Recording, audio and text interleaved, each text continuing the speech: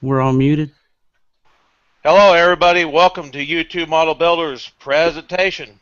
Tonight, we have the pleasure of having Model Man Mike, Bob Olson of the Bob's In-Scale Man Cave, and Johnny Rebb of Southeastern Rails, presenting Pinnacle Studio 18 Ultimate and Productions. I'm Dude Lindler of the Crooked Fingers Railroad. Hope you guys enjoy the presentation. Enjoy the presentation, and further ado, here is Model Man Mike to start the presentation out. Thank you, dude. I appreciate that. Actually, I kind of wanted to go into a little bit of what we have talked about over the last year. A lot of us talked about putting something like this together for Pinnacle Studio. Pinnacle Studio is a pretty well-known video application out there that people use for producing videos for YouTube. And we've been wanting to put something together like this for quite some time to try and share Pinnacle Studio with the YouTube community. So what we have is myself and Bob and Johnny have put together a little idea of kind of intro into Pinnacle Studio, and we're going to share those tips and ideas and thoughts about Pinnacle Studio. And we'd certainly appreciate any questions from you guys that are watching. You can enter those onto the page there, and Dude will bring those in as we go along. So what we have tonight and what we wanted to share was several different things. Let me get my screen share going here. What we're going to be talking about is Pinnacle Studio. It's got it's at version 18 now, and the actual application itself has made very many changes over the last few years, and the version that we're going to be covering tonight is 16, 17, and 18. Overall it's version 18, but 16 and 17 are pretty close to this version. There's a major change between 15 and 16. So at this point I'm going to just kind of cover. This is what we're going to cover in this show, and we've actually talked about coming up with a more detailed, in-depth Pinnacle Studio presentation at a later date. But this is what we're planning to cover in this presentation. And what I'm going to do here is turn this over to Bob and let him roll into just the general Pinnacle Studio information. Well, thanks, Mike. Pinnacle Studio, it's been around for quite a while, and there's some people that started off with it. I started off with it, but a lot of people probably start off with a free software, sort of like Movie Maker or something like that. The problem with that is you can't really expand on it more than what it will allow. You may only have one track, or maybe up to 5 or 6 different tracks, and you usually have the standard popular transitions and so forth. And you may have some minimum support, in those free stuff. So those things are good for beginners. But why should you get into Studio Ultimate? Well, the options to be creative are greater in your editing capabilities. You have a larger library of effects. If you get the Ultimate version, that's 2,000 plus effects. That's transitions and just any kind of video effect that you want to put in there. There's already prepackaged, and you just put them in there. The unlimited tracks. You also have accurate editing. You even have a live screen capture recording if you want to just do something like this on your webcam and record it and put it in your video. It's a 64-bit performance, so it's designed for the top-of-the-line computers out there right now. You have royalty-free music that's available. Not a lot, but you have some in there. I think we lost Bob's video feed. Oh, yeah. Dang, Windows 8. But anyway, come back. There we are. So you got 64-bit performance, royalty-free music, and you can also support 4K Ultra HD support. If you're making videos with that, Pinnacle will handle that. You can even make 3D movie with Pinnacle. It even comes with an isotope music and speech cleaner. And you can also burn your own DVDs or Blu-rays or just file types. For our purposes here on YouTube, we just burn it to a file and post it on YouTube. And allows for users to move up to a more creative, powerful alternative to a professional software, which could cost $1,000 or more. Avid Studio, which was kind of similar to Pinnacle for a while, that was a very expensive professional software. It's stuff that you'd use for making Avatar, for instance. And I don't think any of us can really afford that.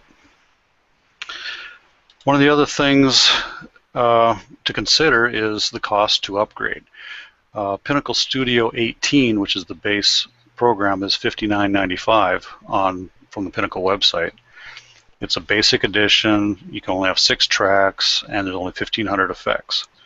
Pinnacle Studio 18 Plus is $99.95, and it's right there in the middle of the packages with 24 tracks, 1,800 effects, and you get the first version that has live screen capture and 3D support. And then you get into the Pinnacle Ultimate version for $129.95. That's the full version. You get unlimited tracks. You can put 1,000 tracks of video in there if you want, and audio. You have 2,000 plus effects to choose from. You got the 4K, the 3D support, and the speech cleaner from iZotope. Now the learning curve. You can start with something simple if you want to, like Movie Maker or something similar. That's probably what I would suggest for a lot of you out there, is get something free, start with that, learn how it all does. It's real easy to learn. And then once you're comfortable with that and want to move on up to something more creative, you got to figure out, well, with Pinnacle, that's a great one. We're advertising that. So you want to figure out what you want to see in that final product when you're making a video. Do I want to have it look like old Godzilla movies or the new Godzilla movie? You may plan for the new Godzilla and end up with the old Godzilla. So it depends on how you make your movie, but planning is a good point to start off with. Understanding what the terminology is in Pinnacle. You've got clips, you got keyframes, transitions, effects, import and export. You got tracks, voiceovers. There's tons of different terminology inside the program that says, okay, what are they talking about here? So the best thing is to learn it. Just dig into it, find out whatever you can about it. There's plenty of resources out there too. When you're making a video, I like to have a storyboard in mind of what you want to convey. Make an outline to follow if it is too complicated. When making your video, you may want to have some sort of plan for what you want it to end up looking like. Things that you follow along with in a speech, for instance, transitions right into making a video. You have an introduction, a body, a conclusion. Basically, you're telling them what you are going to tell them about. You're going to tell them, and then tell them what you told them you were going to tell them. That's kind of how it's a little complicated, but that's basically what it is. No, that's a good point. I mean, that's like I do in the videos that I do. I'll usually show the model first in the beginning of the video, the I'm building, and then go into the process of building that building. Yep. And then again, if you're not going to talk to the audience and just show them rail fanning, you keep it in chronological order. Something that looks normal when you're actually out there videotaping it. People won't like to see it that way. So you put a title in, put the video in, and then an ending section. Something that, introduction, body, and conclusion. Same format, just simpler. The best thing is to play around with the software. Put a few video clips or pictures in and play with the transitions. Drop some audio files in there on a track and add some effects. Play with some of the effects and how they change when you change some of the settings. You learn a bunch of stuff when you do that. And it ain't going to hurt the program. And if it does, you just reinstall it. Best thing that I found is if you right-click on some things, you find some shortcuts and hidden menus to use that you didn't know existed. And with this newer version, 17 and 18, actually 16, 17, 18, they changed how the whole format looked. And so some of the things used to have a menu and they don't now. So right-click, try that. Also adjust your effects, your colors, shapes, positioning, all sorts of stuff. Get things to look the way you want it to look and play with it. See what it turns out looking like. Adjust this, adjust that. And you might come up with something really creative. Places to find examples of what I just talked about is, of course, YouTube. It's a great source for how-tos on Pinnacle products. One such person that a lot of us have looked up and found is the Pinnacle Studio Pro channel. Malik Whitaker runs that. His YouTube channel is youtube.com/Pinnacle Studio Pro, one word. We watch his videos and find all sorts of things on how to do special effects, like getting hit by a car. You know, you see that all the time, or some other special effect with a laser coming out of your gun or something. A lot of neat little effects you can put in there if you choose to do so. Another channel is the Pinnacle Studio Life. Apparently that's, from what I can tell, the official Pinnacle channel on YouTube. Same thing, youtube.com/Pinnacle Studio Life, one word. Excuse me. You got lots of videos on editing techniques. It's in more of a structured format, and they also have it in different languages if you need to do so and hear it in audio dubbed in another language. YouTube also has other numerous channels to look at as well. Just search for Pinnacle Studio 17, 18, whatever version you're looking for. You find a bunch of stuff to give you an example. Let me say something on that, Bob, and because I know you probably need to catch your breath there. It sounds like you could talk a little bit on this. Malik actually sent me a couple of links, and I believe that he was or had intentions of coming on. Maybe he'll pop in here in a little bit, but he sent me a couple of links here that you can see on the screen.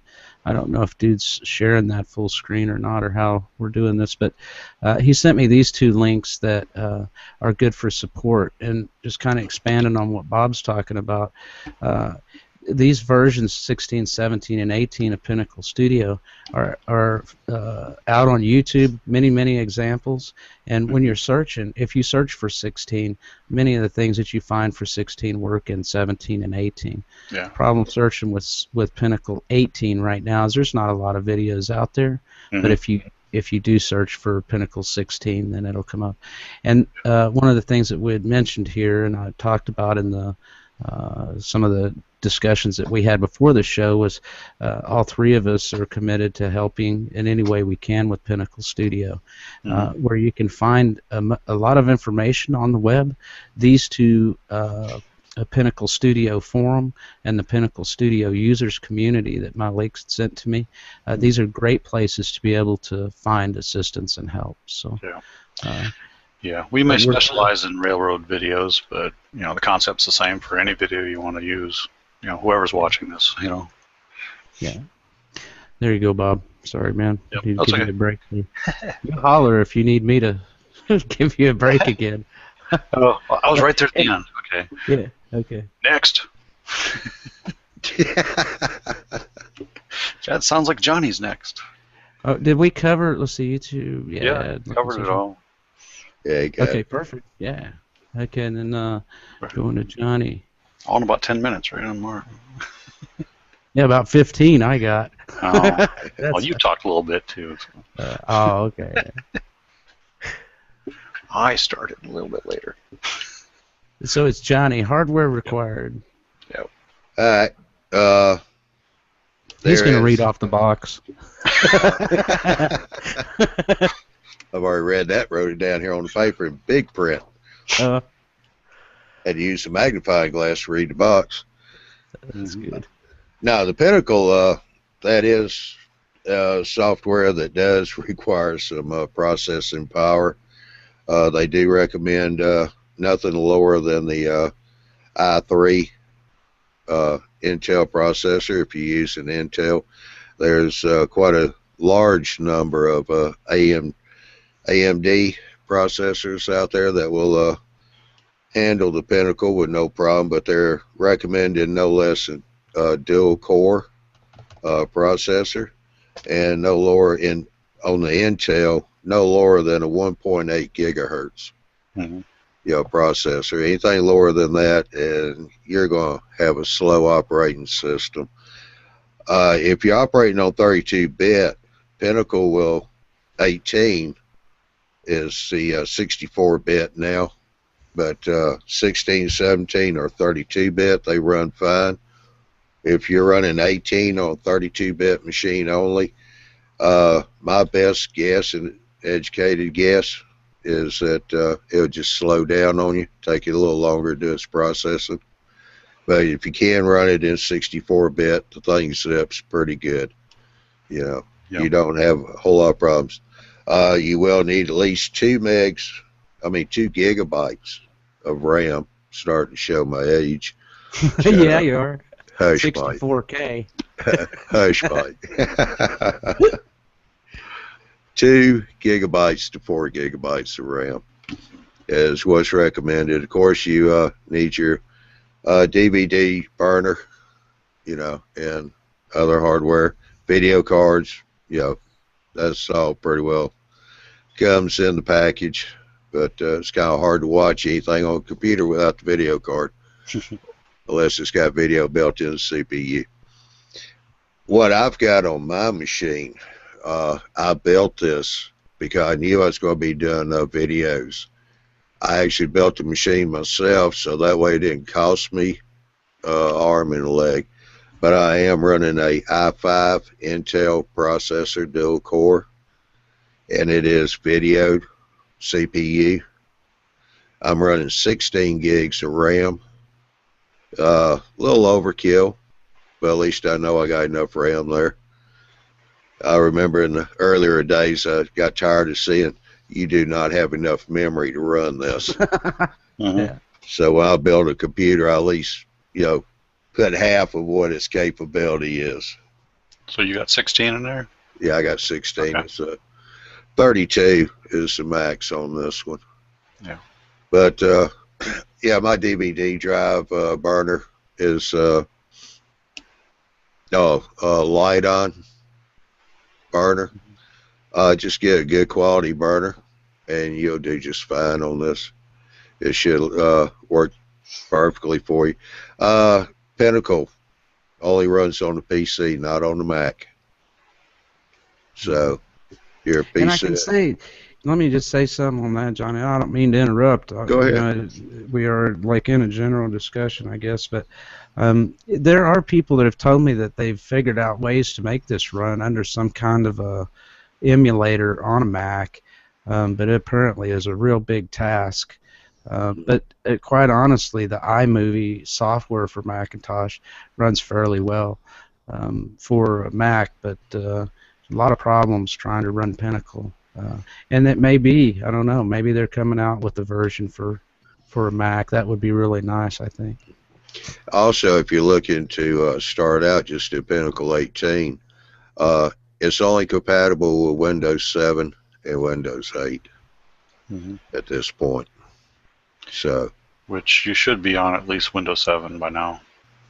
Yeah, there's something to say about that, though. I'm okay with that. A lot of people complain, oh, it won't run on, earlier versions of Windows, but to be able to manipulate a lot of the stuff that we want to do in videos and play with stuff and use the effects that we want to use, it requires a lot of processing power and applications or OS that'll support a lot of that stuff. So I'm fine with that because all it does is it gives us a lot more capability for video editing at a consumer level to be able to produce really nice videos. So people complain about it, but that's what I liked about this was just the fact of the price is pretty cheap. Like you and I talked before too, Mike. I mean, you got thousands of dollars you could tie up in software. But I mean, for the price this one, you get a lot of bang for that money. Yeah, what you could do. So back in the day, you had to buy packages of effects at $100 a piece. Yeah.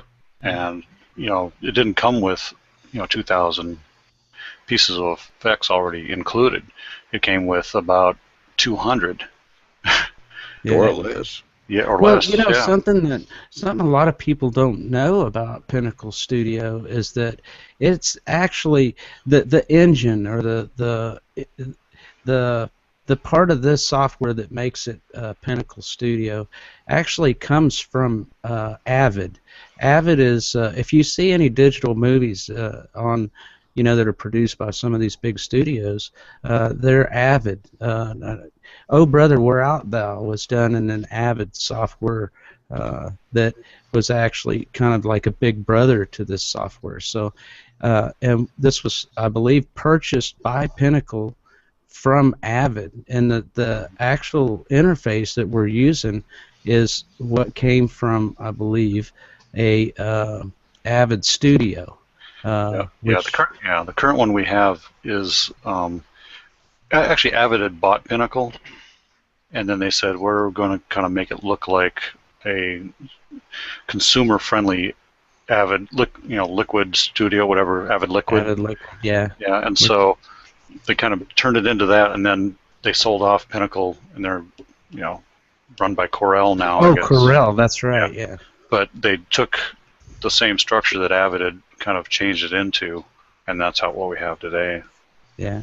So really what we're using is an interface that, and I know this because I actually purchased Avid Liquid, and whenever I purchased Avid Liquid, which was their pro version, cost me over $1,500. Yeah. So essentially what we're using now is what we were using back then is a $1,500 program, and you get all this, just like Johnny's saying, for it's under $100 you can get into this thing. So, and let me say this too, because a lot of people mention Sony Vegas and a lot of these other programs. We're not saying that those aren't good programs, but I know just by using all these different programs, as far as features go, and the access to the number of transitions and things that you have in this software, it really does blow away a lot of the other software packages, just what you get for the money, Yeah. Sorry, Johnny. No, that's fine. I need something to eat up my 5 minutes. Yeah. No. Well, I mean, that's pretty much the minimum requirements there. And I did say how I built mine, which is a little bit more than the minimum requirements. Yeah. Because Pinnacle is a horsepower hog, you got to have something there to support it. And but if you're going to go with the 18 version, make sure that your operating system will do 64-bit, or you're going to see a little change in there, slowing down and all.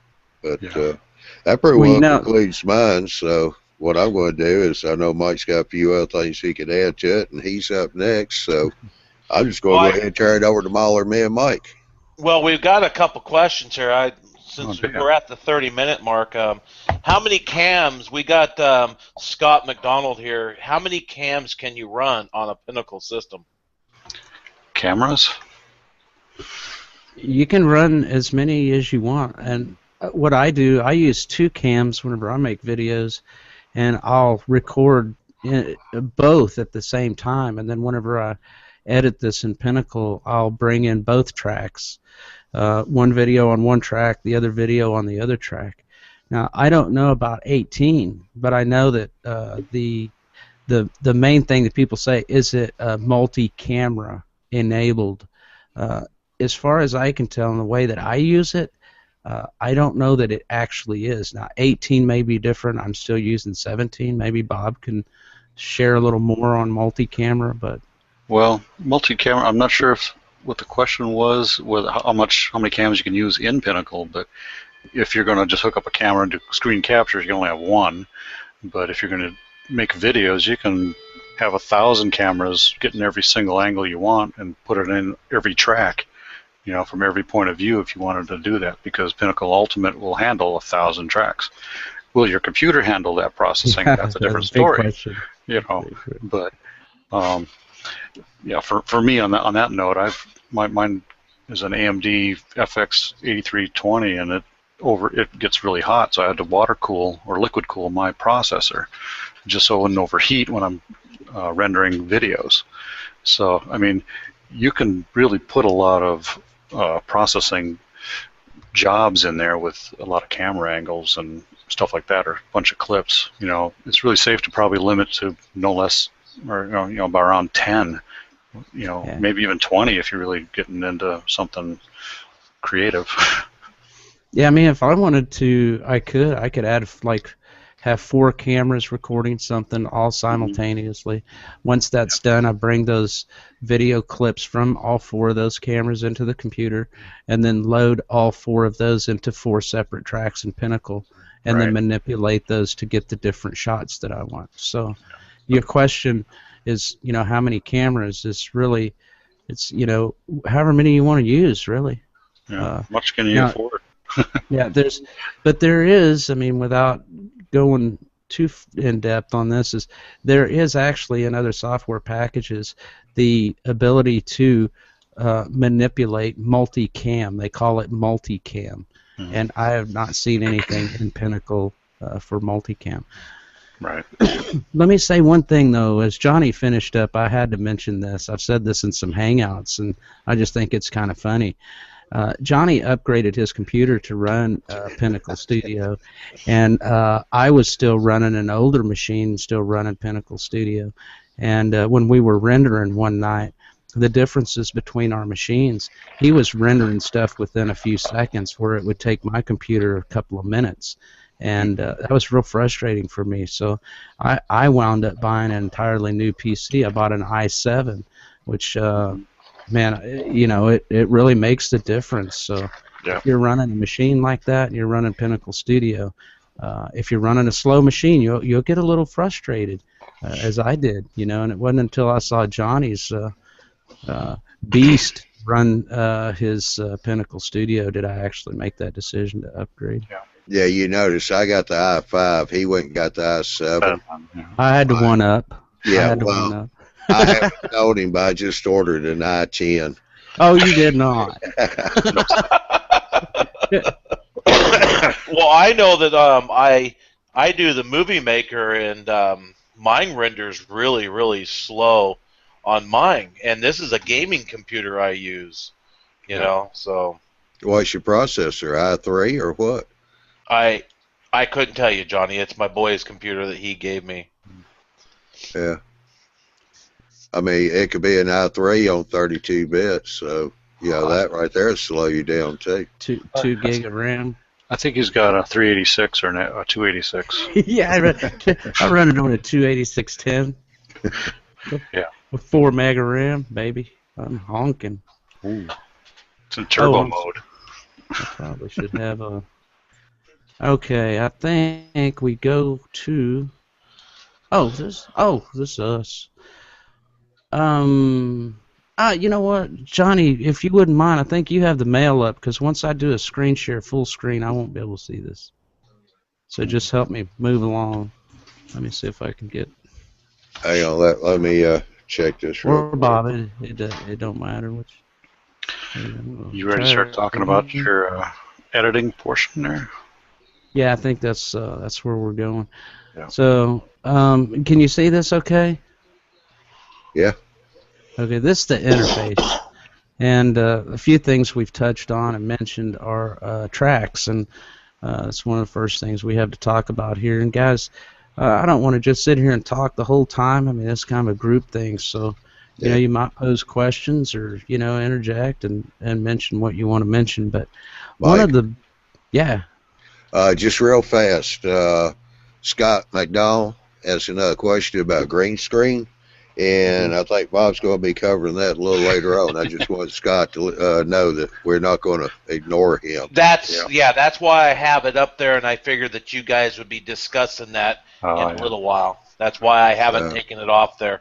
Yeah, I just wanted to mention that we are going to get to it, but it'll just be a little bit later on if he can, kind of hold on. We'll get there.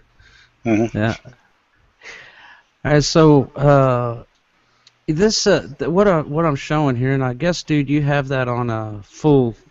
I'm gonna present this, and then when Bob and Johnny talk, I'm still gonna keep that presented. Yeah. Okay, perfect. Okay, so just kind of running through this. we've kind of got a layout of kind of how we wanted to do this, but one of the big things about Pinnacle that really makes it stand out over and above so many other software applications for video processing is the tracks here, and I hope you can see my mouse here. But what you're seeing here are 4 tracks, and on each one of these tracks you can place just basically whatever you want. So if I have a video, I would drag it into this track here. If I wanted to add another video track, I can add that. I can continue to add tracks above whatever I want, or in here to come up with a multitude of tracks.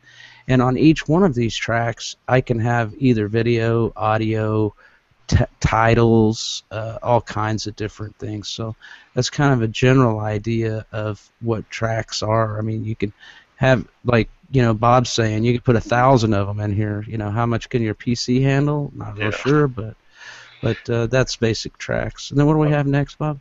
Well, there's another tip there. You can also name your tracks, because you know. So if you want to keep track of what you're putting in there. I guess you guys can see this. Yeah. So name each of the tracks however you want. Yeah. You can name it audio, transitions, you know, whatever. Yeah, it'd probably be beneficial if I just drug something down here to show. This is just an image that I've put on track 1. If I want to go in and grab like files or videos, I could drag those down, you know, to another track. So I can just add to any of these tracks anything that I want here. And I can, like Bob says, name them whatever I want. So if I have like just titles or something, then I can do that. Mm-hmm. So that means that when you're talking about tracks, is if you got a just a snapshot of something and you put it in a different track, you can move that anywhere you want in the track so that it will come in that certain part of the video? Yes. Yeah, so, and I, you know, where this isn't the detail video that we're planning on doing, this is kind of like an overview, but just in simple terms, like, I have this green spot, you know, underneath this thing, so you can't see it if I'm looking at this display here. But if I want to drop this, or let's say drop this onto this green screen, all I have to do is right-click it, and then go to an effects editor, and then I can select an effect. I'm sure you guys, well, I don't know, can you see this effect screen? Okay, perfect. Yep. So then I can go here to 2D editor, select that, and then say, I think if I close it, it just saves, yeah. So then I save that, and now what it's done is it's rendered that little object here on top of the green. So now this is what it's done, as you can see here. So I can, and then do this yet again. I could take the green and put on top of this white one. You know, and this is the reason why, so you can have multi-layered things on the video. So if I just had text there, you know, I could do, if I add another track and say, I want to put a text layer here, I can go out here and say, I'll just save it just like this. Go with that. Does it save? Yeah. So now I have this text here that's over. Oh, it's green text. Oh no, there it is. So see, we have, this is the top layer, the next layer, the next layer, the next layer. And you saw how easy that was. I mean, if I want to add, and help me here, guys, if I'm stepping out of what I'm supposed to be doing, just let me know.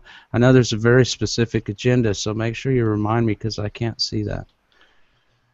Okay, so if I want to, like, fade this in, fade it out, then if I play this video that I have here, you'll see what happens.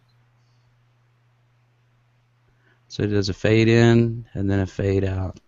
And the green is not really the best thing for the background. It's just a picture, you know. Yeah, this is pretty ugly. Actually, let's do this. Let me get rid of this one, and then I'll just grab video or something else in there. Here's another background that I'm particularly fond of. Not sure why. Yeah, if I so now you can see that this is not full screen, so I can go here, I can tell it scaling, and tell it to fill, and it'll pop that and make it fill.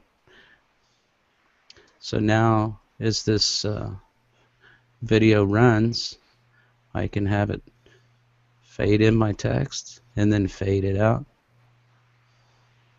If I could do the same with this as well, if I want to fade this in or bring it in slowly.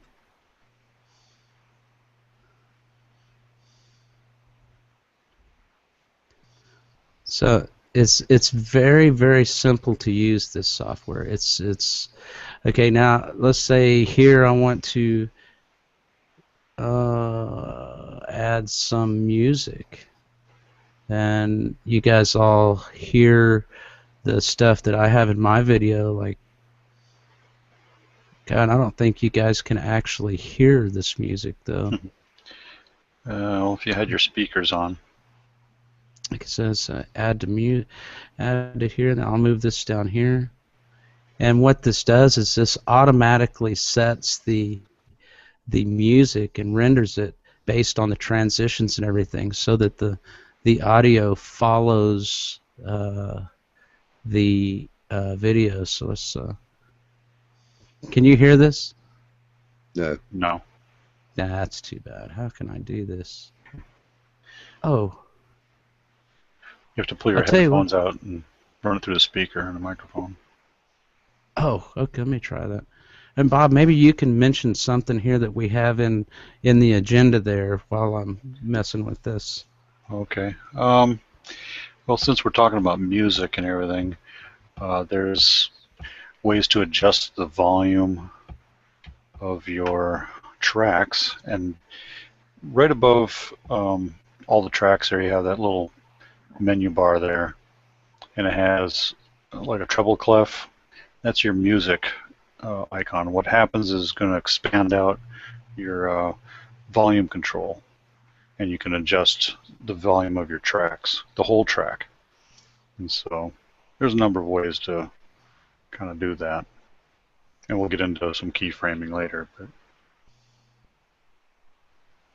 yeah, okay. I don't believe I'm going to be able to play this audio, because even right now I don't. Darn. Yeah, that's too bad, because that's really. Yeah, see, I hear it in my headphones, but I don't hear it. Yeah. You know what? I may have the software set that way too, but. Did you have your headphones unplugged? Actually, you know, I don't. They're not plugged directly into the computer. I use another device for that, and it's just a little bit more than I want to get into. Yeah. It's confused. Yeah, let me go back here and set. All right. So, you know, in general, what you can have here is you can have Pinnacle create your music, or if you have your own music, if you want to add an MP3, you can add MP3s down, as many as you want, you know, as many tracks as you have, and you can fade these in and out to be able to capture the audio that you want for that segment of your video. So let me see if I can. Mike, at this point, you might want to mention too, YouTube's got to crack down on the copyrights, so you got to be careful of what music you're using too. That's a good point, Johnny. Anytime you create a video for YouTube, you always want to ensure that you're not using copyrighted material of any kind. Actually, YouTube has in the Creative Studio that they have online on your YouTube channel, they have a library of music that you can use that they call royalty free. You can download those audio tracks in an MP3 format, so that you can just bring them right into this program and use them if you want. I personally like a lot of these auto-generated music tracks, just like Pinnacle Studio does here, and that's actually what this audio clip is. This audio clip is called Roadhouse Blues, and I can select any of those from any of this what do they call this? This score fitter that you can go in and you can select all types of different audio to use, and these will actually sync with your video automatically. They work so nice that I rarely use any canned music. I always use these because they just jive with the video once you get your video together. Yeah, on my screen share, I'm showing a bunch of those YouTube video songs. One thing that's really neat, you don't really know what they sound like, so when you have it in this view, you got a little play button right there. You just click on it, and you can play that song. It'll render it, play the song. Says, oh yeah, I kind of like that. I'll drop that in my video on my track. So that's another little trick. Yeah, I so downloaded a bunch. But that's that library's pretty limited in Europe, though. Yeah. Yeah. Okay. What do we have next on there? Oh, I think you're talking about adjusting your volume. Yeah. Bob's next on adding text and moving text. Oh, okay. Or do I need to cover this audio and changing the volume or not? You could show it. Okay, so on this track, actually, let me just drag it up here, make this really big or as big as I can so you guys can kind of see it. If you can't see it, there's actually a line right here, a green line that you can see here. And as your video progresses through, the different transitions and stuff that you're doing, you have an opportunity here to add keyframes to this, which allow you to select certain amounts of volume for your track. So I can actually adjust based on what my video content is of how loud I want this volume. So what you see here is a keyframe set to adjust that volume, and as you hit the play button and it rolls through the audio, it will turn the volume up or down based on how you have these keyframes set. Mm-hmm. So I think that covered that. Mike, while you got that up, why don't you go ahead and jump to voiceovers just real fast, because you can use this if you want to silence your music just for a quick voiceover. This is a good place to do that. That's I don't know if I mean, that's on down the list. I didn't know. Yeah, no, this is cool. Here. Let me do a test here. Let me see. You can actually within here you can create the voiceover on the fly, and I've got the tool open here where I'm saying do a recording. So let me start record. This is a test. I'm testing a voiceover. I'm going to say, yeah, I'm going to keep my recording, and then it brought it in here. And it names that track voiceover too. Yeah, so now I have this voiceover track here of my voice, and I can turn the volume up on this, and then whenever I run, of course you can't hear it. But what it's saying is, hey, this is a test. I can turn the volume up here on this one, and then during my audio, the background music, I would turn it down. So actually, what I've seen is where you take the keyframe, that first one, where the scrubber is, move it over where it lines up right there with the edge, pull it all the way down. That zeroes that music track, and then on the other side, you do the same thing. Be able to cut it down or completely off while you're doing your voiceover. Yeah. See, I generally, whenever I make my videos, I leave a little bit of music in the back, and sometimes I'll even fade myself out, something like this, as let my voice start carrying down as the music comes up. So. But and I think we've touched on, and we kind of talked a little bit about, Bob and I did before we hooked up tonight on this voiceover thing, and I think it'd probably be okay to kind of touch on this a little bit. Is I'm a firm believer in any kind of how-to video or anything that you produce for YouTube. If you're explaining something, if you have your video cut down to the most pertinent information, that voiceover is absolutely necessary. I believe that. I think that it helps the video flow, and this software gives you a really good capability of adding a voiceover. Johnny and Bob, do y'all have anything to add on voiceovers? Well, a voiceover is good if you got a good voice. If you got a squeaky, weird voice and talking voice, it may not go over well, but if it works, it works. You know, there's a lot of uses for it. You know, if you're really shy about being in front of the camera, you can talk to the camera and talk to your video and talk your whole video through, explaining what you're doing or whatever. But it has its place, and a lot of people use it. You see it in professional videos, commercials. You know, they're showing some scene, you got some guy in the background narrating. You know, that's a voiceover. Yeah.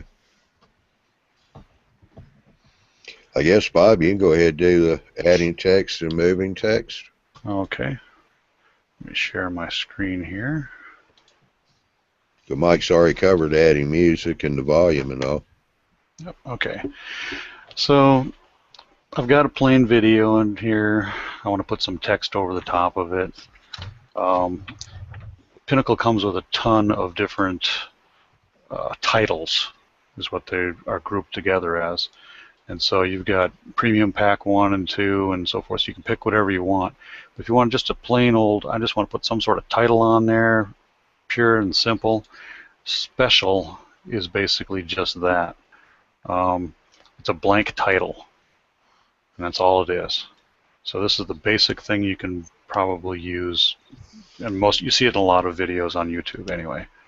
So I'm just going to drag this down, and I've got it on here somewhere. And so I want to put it here, and if you right click, you can go to Edit Title. That's where you put in your words, right up here in the upper right hand corner.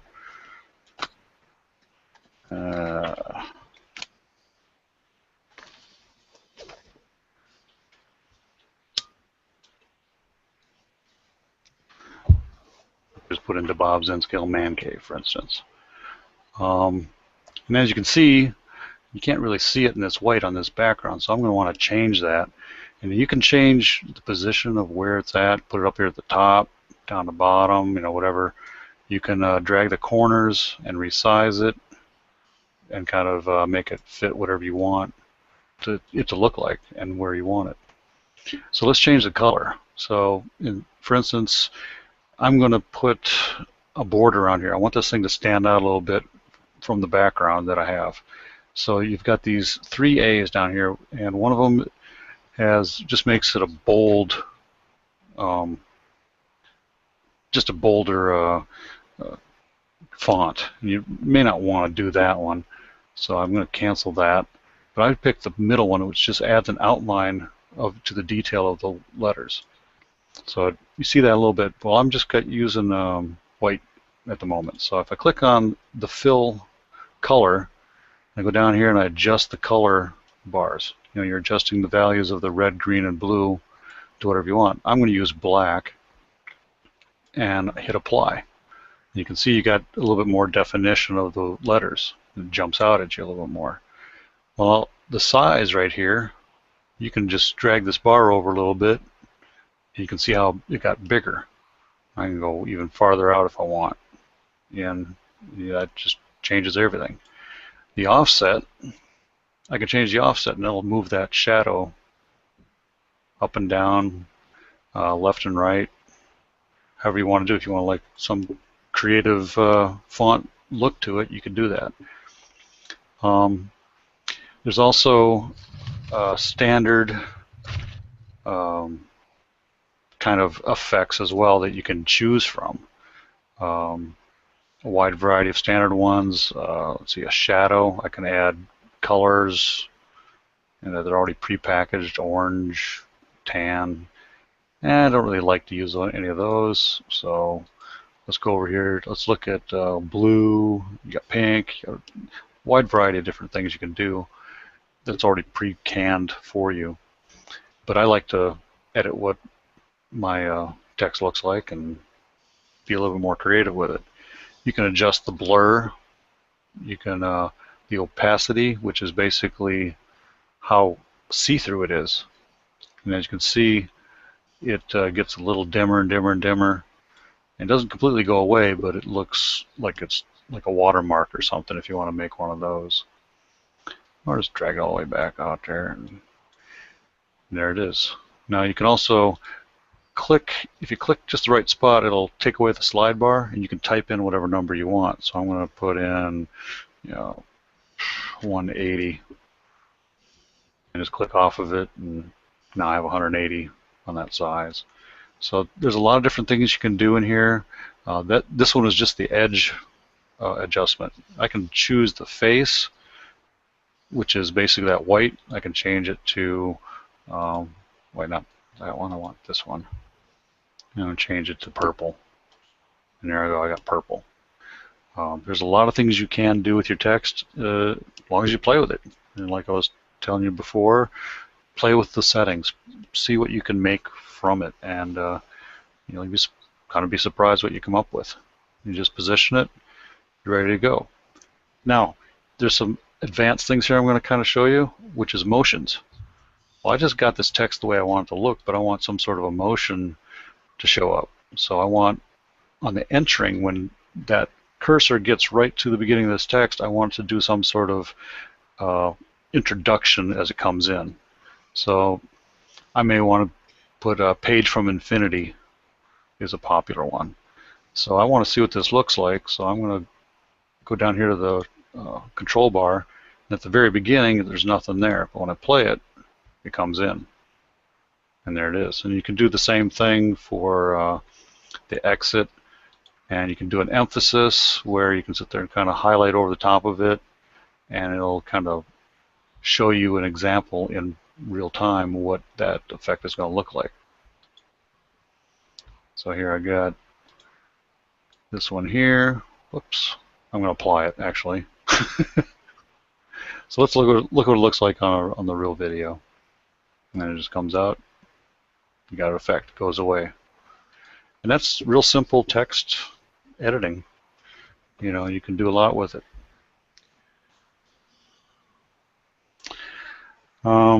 Transitions, if you ever want to use transitions, same thing. You just kind of drag off the side here, make your transition. And like Mike was saying earlier. Bob? Yep. The transitions up there in the text editor, where you transition it in and out or whatever. Because that's clips. That's mine. Get off of my subject. You can still do the same thing with your text. There's also an effects editor as well, where you can do some stuff with your text, and you just right-click on that clip that you want to do some sort of effect, and change, the camera and the 2D or 3D if you're making a 3D movie, blah blah blah. So just play with it and have fun.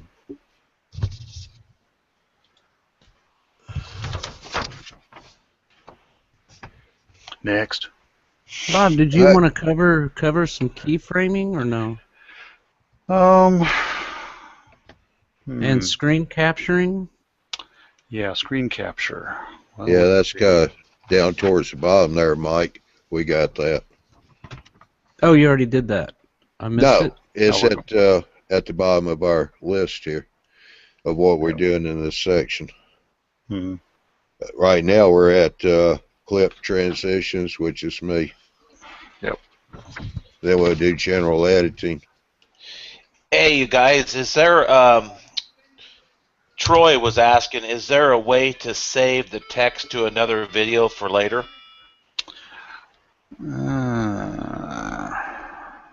You say that. I think we were gonna talk about like some tips and tricks and using some of this stuff, but yes, absolutely. I mean, if you general editing, that's just a look right after me. You want to do it then? Well, I can just answer this question. I mean, if you just want to only do text, all you do is you can set up your text stuff that you want, render it out, and just save it as its own little clip, and then you can include that clip in any video you create. So yeah.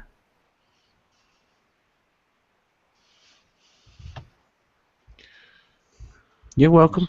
And you're more than welcome to ask in the Hangout here any questions you have, Troy. Yeah, I'd appreciate you sharing any of your Pinnacle Studio adventures as well.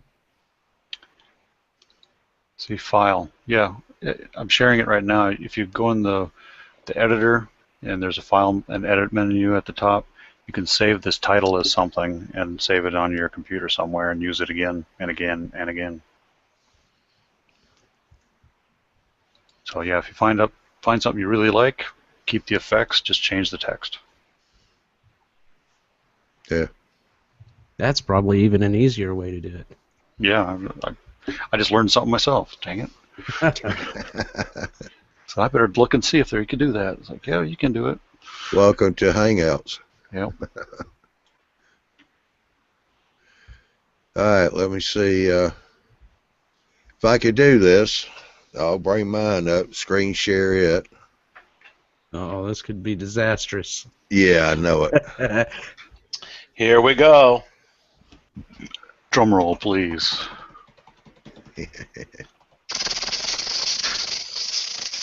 I could do without that. That's funny. Oh, we have a drum roll, don't we? All right, Mike, you said use entire screen, right? Yeah. Right now it's showing dude. Yeah, that's fine. Now just tab over to your software. You said But I don't tab. see us. Well, Tab over? Yeah, just select entire screen. Once you have the screen share done, then you can tab to Pinnacle.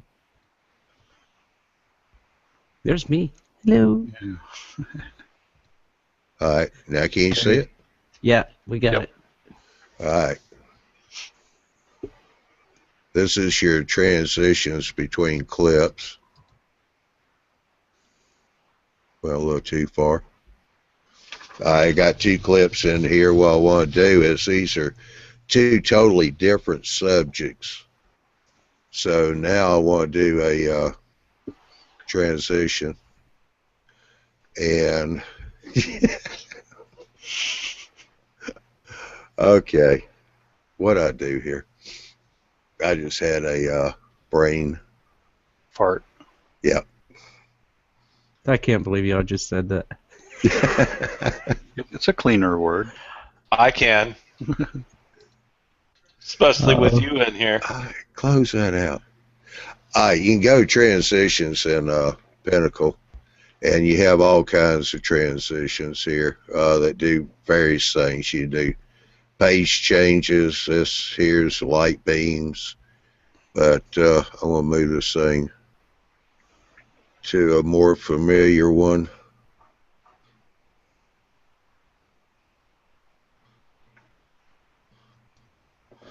And what we don't have is we don't have that cool world thing like Sven had in his video. Yeah. I made my own. Oh, did you? Yeah. So you can't preview your transition before you even do anything with it by just clicking on the play button. But if you click still in the same box here, you'll see it over here to your left, top left section in the movie viewer. And you still play it there to see what it does there. All right. Now what happens is you have this little down arrow, and it sends it down to the clip for you.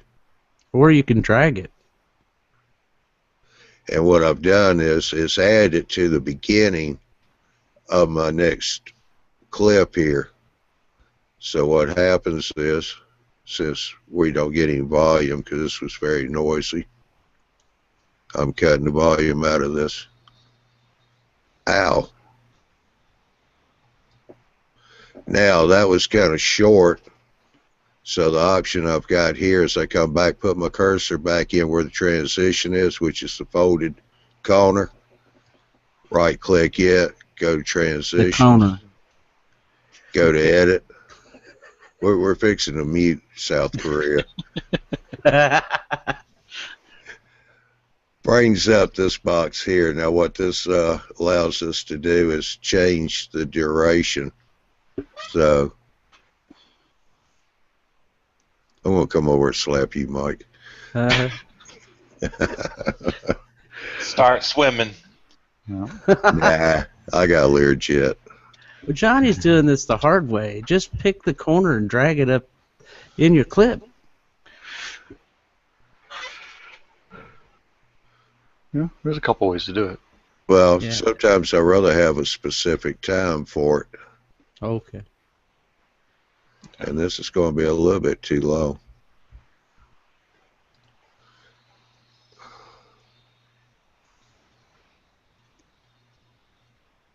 Actually, that worked out all right.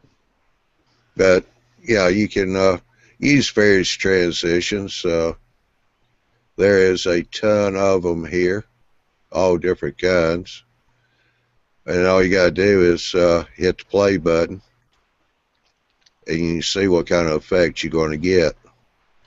And like on this one here, as you can see, it starts out, it shows you an A, so that would be the clip you're coming out of.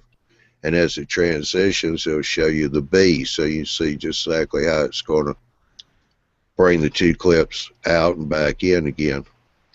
Now you can use that for a fade in and fade out then, correct? Yeah. So you can actually fade out the track prior to the track that's upcoming. Yeah, Yes. you're gonna end up kind of with a blank space where it's just kind of fade to black and then black to something. So it's a really long transition if you put them on the end and the beginning of two tracks next to each other. Yeah, actually, I can do it this way right here, Troy, is I'll grab the corner of the previous clip and do like Mike said, left click it and start dragging it back some. All right, now I'll move the scrubber back a little bit. Y'all hang on a second. I got to turn this volume down because I can hear this. I don't know if y'all can. No, we can't. Yeah, it's killing me. Blowing my eardrums out.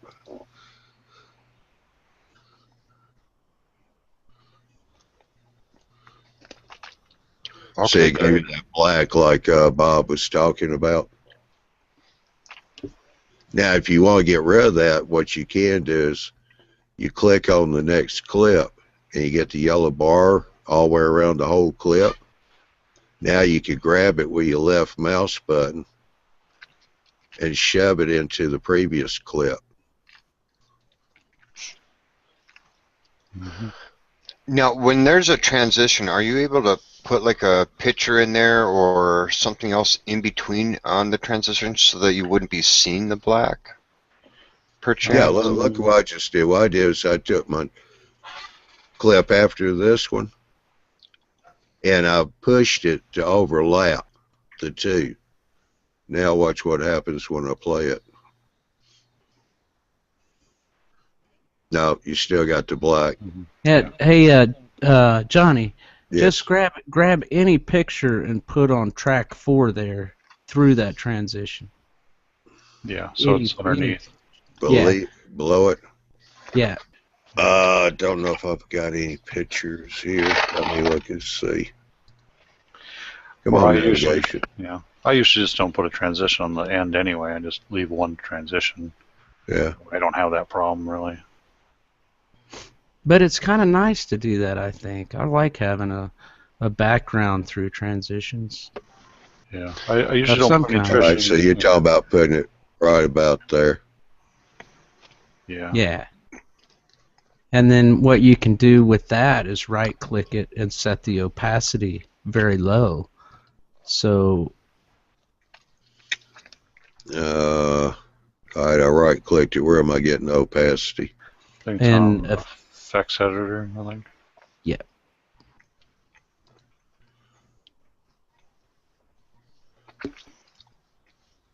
All right. And I usually just jump to 2D, 3D, I think, for most everything. You could probably do it in color as well. Now what are you doing here? Because y'all got me in territory I've never been in before. Yeah, this would take a while to explain it. Probably Yeah. easier to show it. Okay. But to answer the question, you can do that, Troy. Yeah, it Okay, makes great. it nice, I think. Now, yeah, because if I play it now, it's just going to be.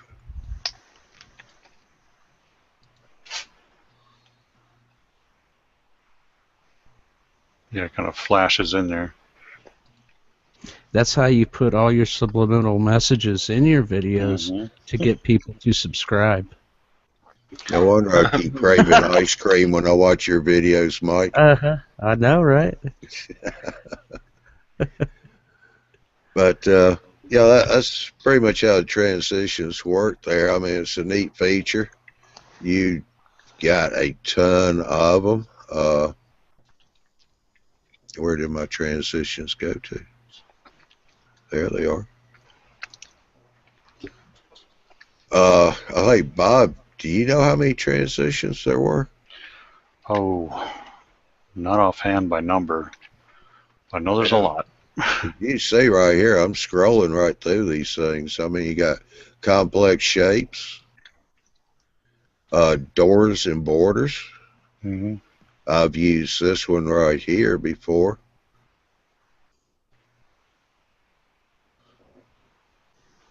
Mm-hmm. Just kind of, you got frames. This is a cube frame. Yep.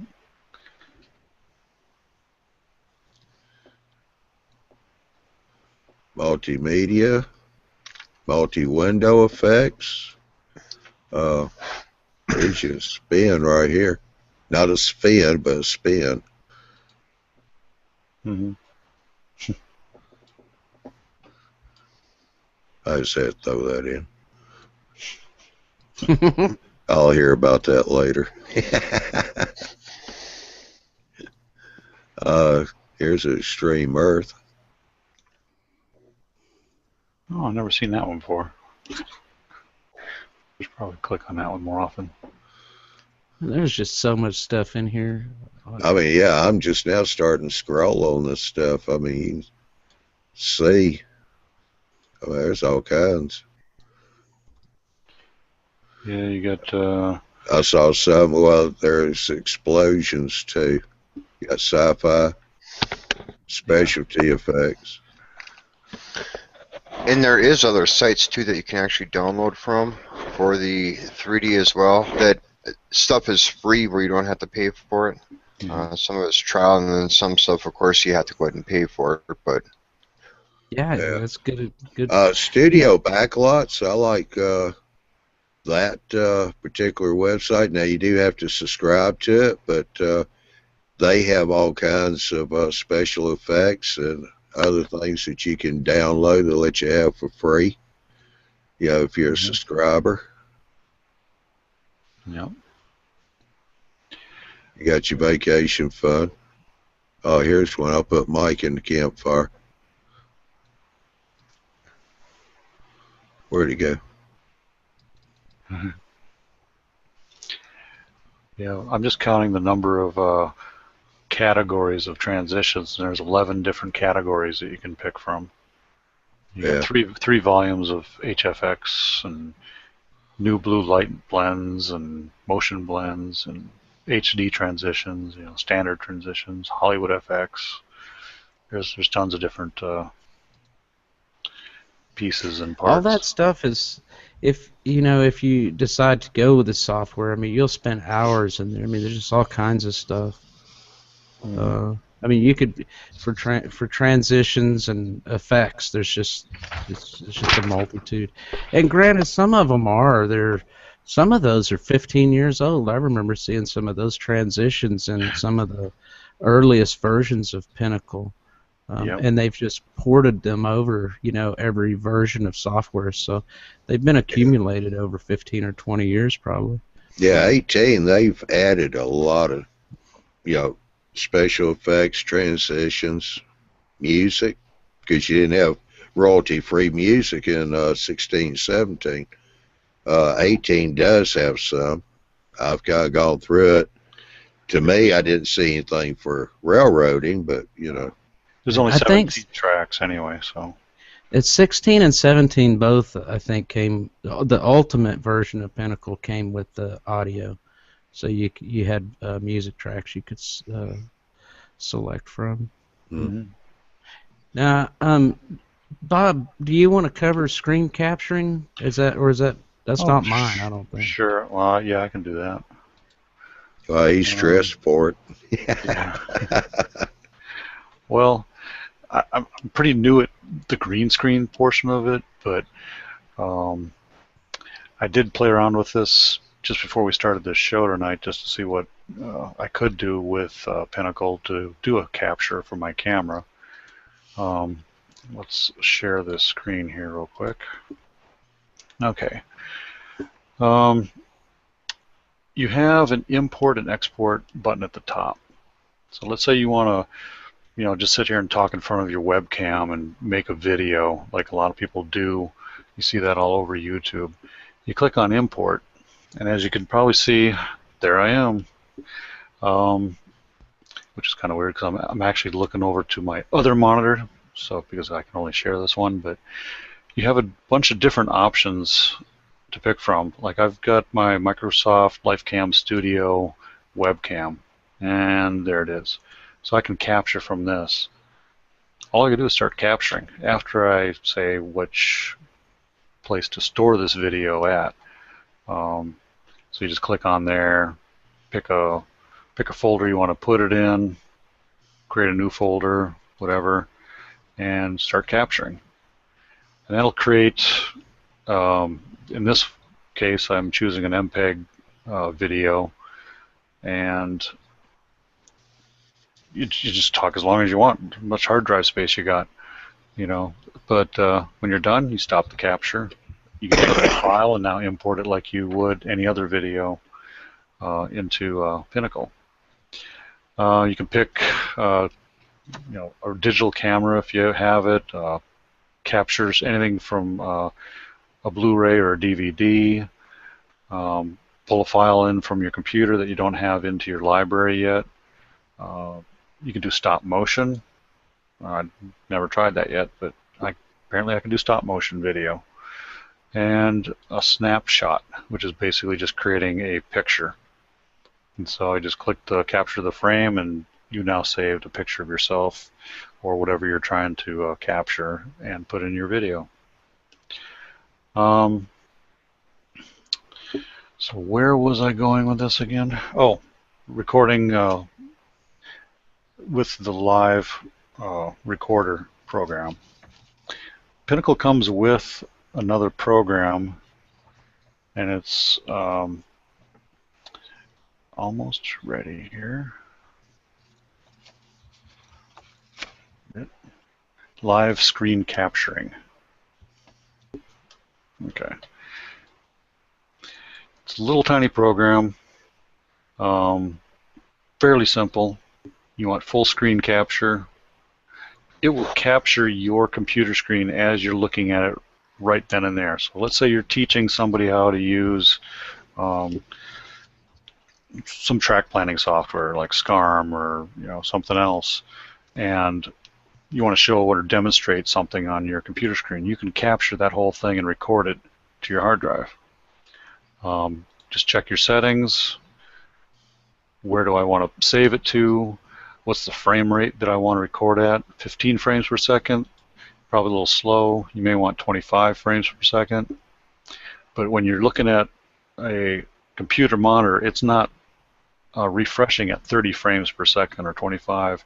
It may be somewhere around there, probably around closer to 25 frames per second, depending on how fast your monitor is. So you're going to play with those settings a little bit to see, what you get. Otherwise, if it's 15, you're going to have too slow of a video and everything's going to look choppy, and your mouse is going to move one place. You clicked on something, it never captured that picture from the screen. So I would probably choose 25 frames per second if you're going to record.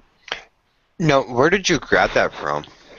Well, if you got Windows 7, it's actually in the menu for Pinnacle Studio. If you got Windows 8, you got to go find it.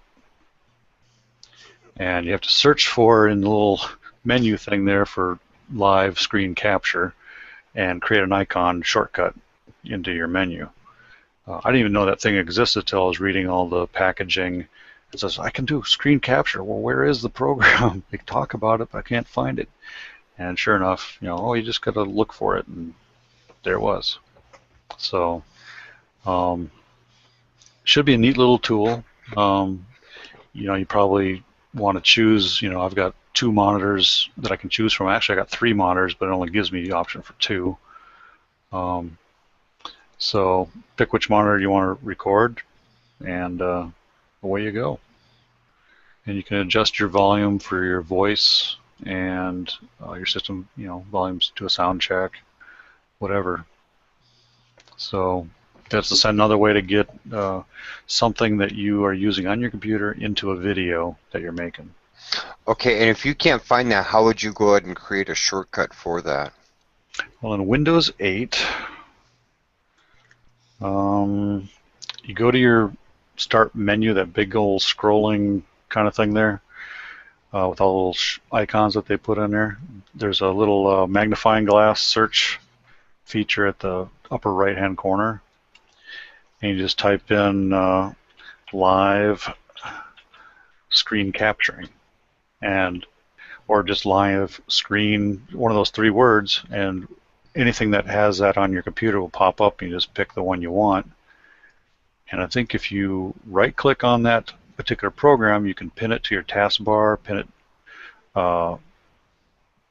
you can run it as an administrator, open the file location, you can unpin it from the start menu if you don't like it there. There's a whole bunch of places you can do that. Okay. But Thanks. Yeah, there's all those little options you can do there. I'm just waiting for Windows 10 to come out because this menu thing is going to be gone.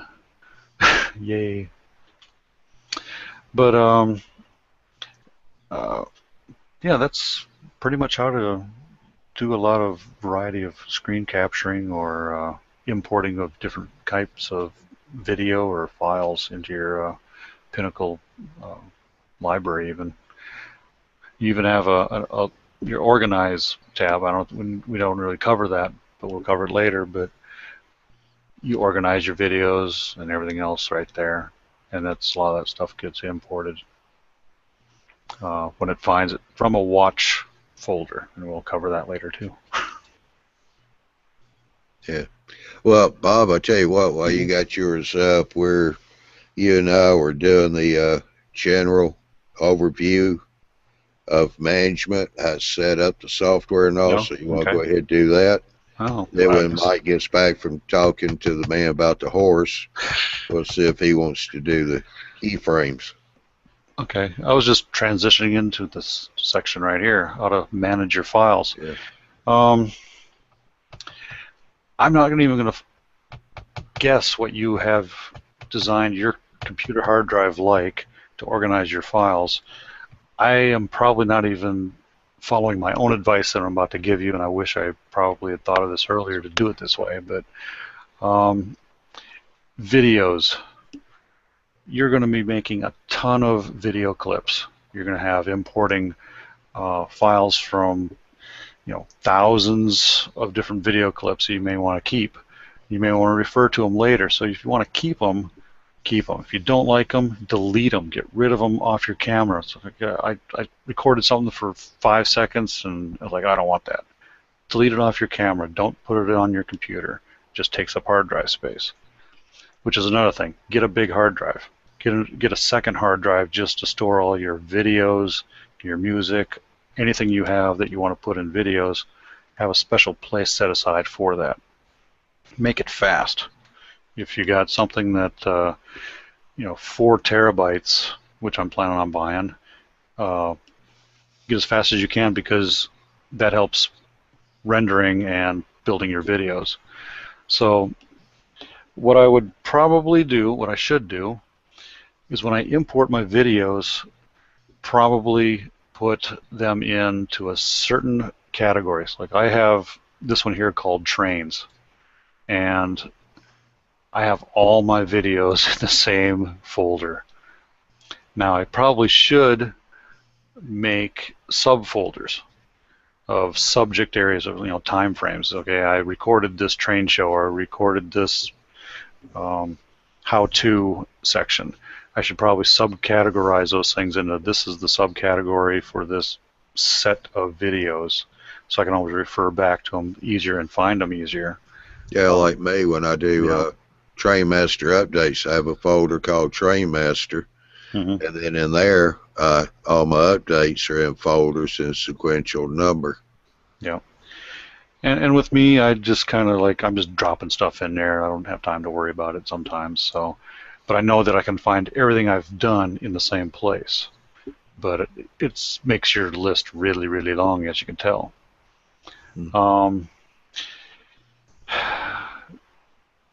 Same thing with your audio files. If you're downloading music, some of the free music from YouTube, put those in a special area. I've got mine broken out to, well, here's all my videos. Then I've got audio.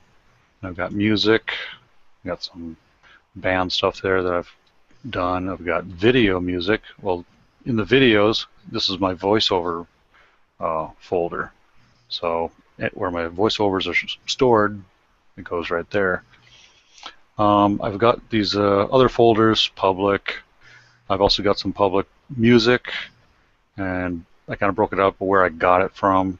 And then I also broke up not royalty-free music, and I got a bunch of that stuff that I've been burned on. And I can't monetize my videos because these got a hit on YouTube, so I can't use that stuff. But they're great stuff if you buy them. And even then they'll still screw you over, I think, if you don't give them credit. But there's my YouTube library. I actually put that in a different hard drive because I don't use it that much. But break your stuff out. That's my best advice. If you're going to name your folders, name them in, put a date in the beginning. Start with the year, the month, and the day if you have to, in that format, because it'll order it alphabetically and by number, of course. 2015 will come at the top of your list if you order it that way, or it'll be at the bottom of the list, however you do it. But you'll be able to find stuff in a quick and easy manner if you do break it out like that. So put the date in there, and then maybe a quick little description of what it is, and you'll be able to find your stuff a lot faster, especially if you're going to have 10,000 video clips in there and you want to keep them. Now, the reason you want to keep them is, what if, I'm in the what if kind of category where I need to remake that video. So I can pull up my file and go back to open, and I could find, this video here from previous editing, and there it is. Well, all the clips are there. If I move or delete any of those source files, you can't re-edit this video.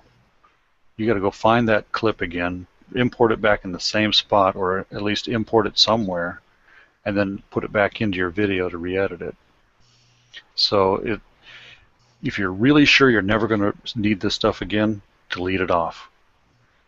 Keep your source video somewhere, put it in an archive place, off your computer, or even on your hard drive if you want to do that. Yeah, unfortunately, DVDs are not large enough. Yeah. I found out. So I guess with Blu-ray coming in, I have no idea what that capacity is. Maybe because you could burn those and replay them.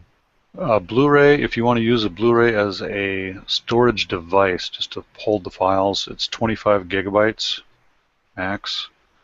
A double layer DVD will hold 8.7 gig, so you'll get maybe, one video, 4 or 5 videos on there, depending on how long they are.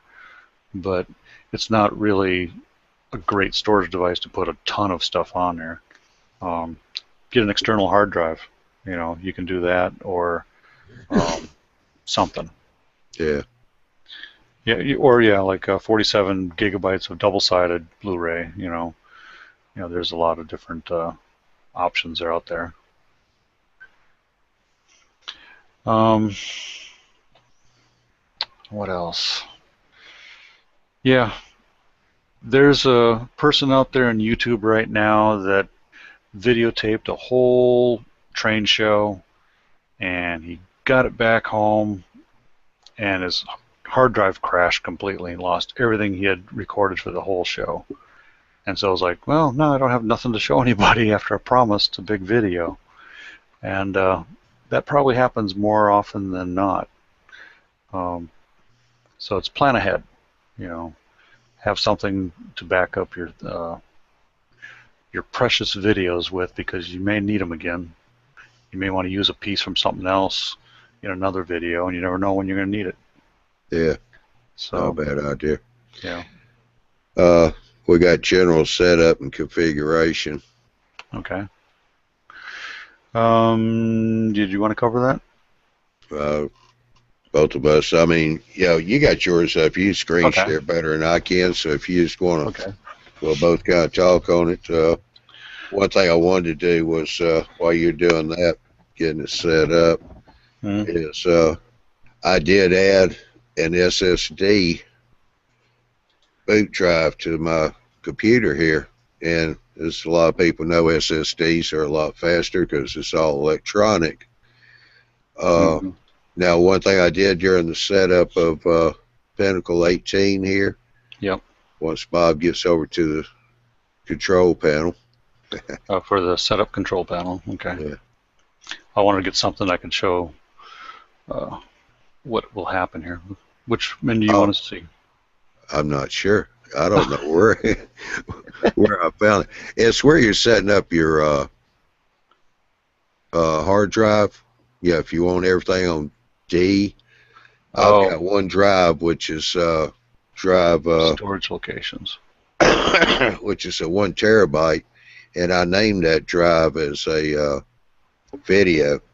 So everything goes on it. Pinnacle's on there. All my videos are on there, so my watch folder works like it should. Where the setting is exactly, because I found it, and I've only done it one time, but where it says rendering your video, I told it to go to my C drive, which is my SSD. Being electronic, I knew it would run faster.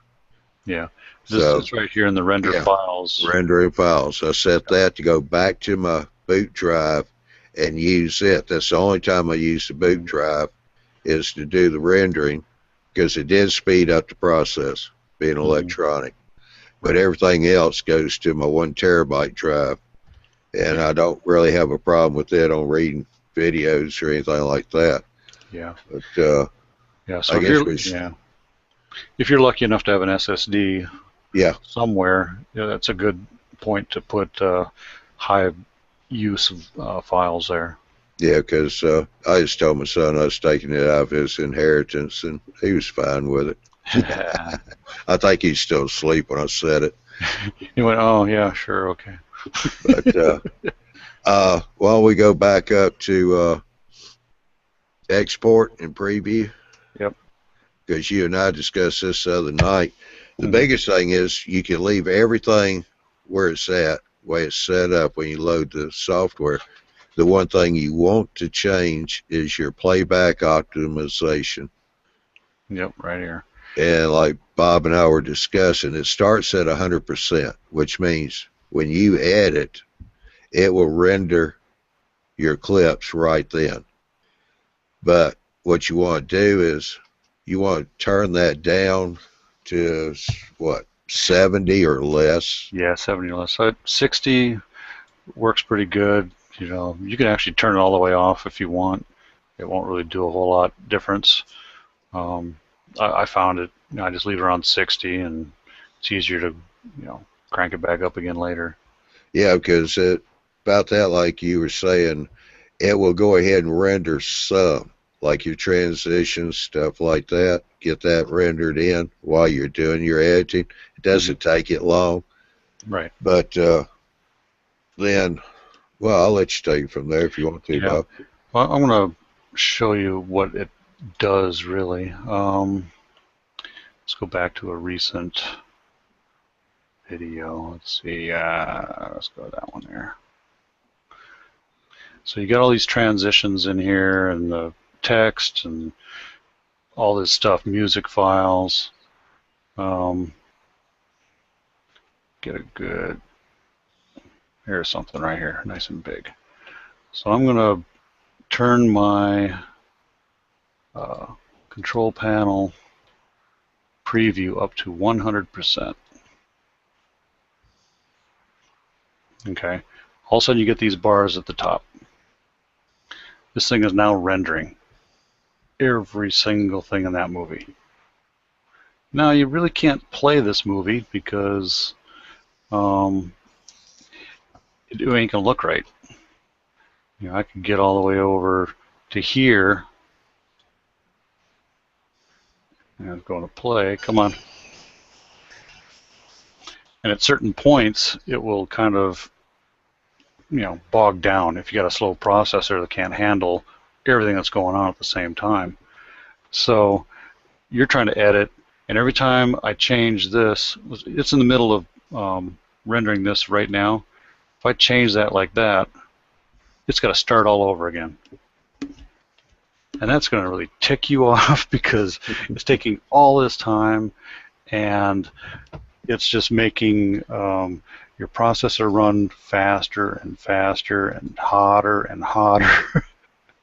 For instance, let's see if I can find, where'd it go?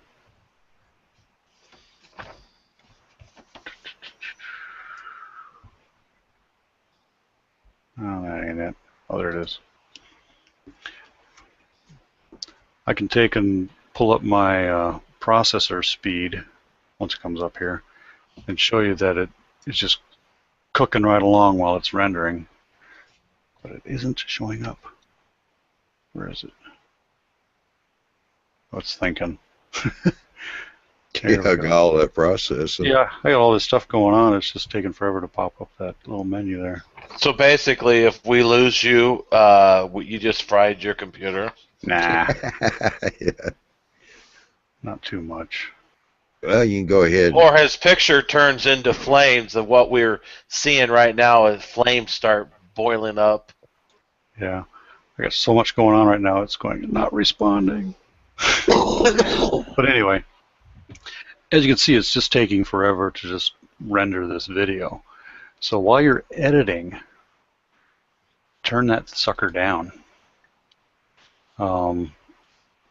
I put it down to 60, 59, whatever. And this thing should stop doing its rendering.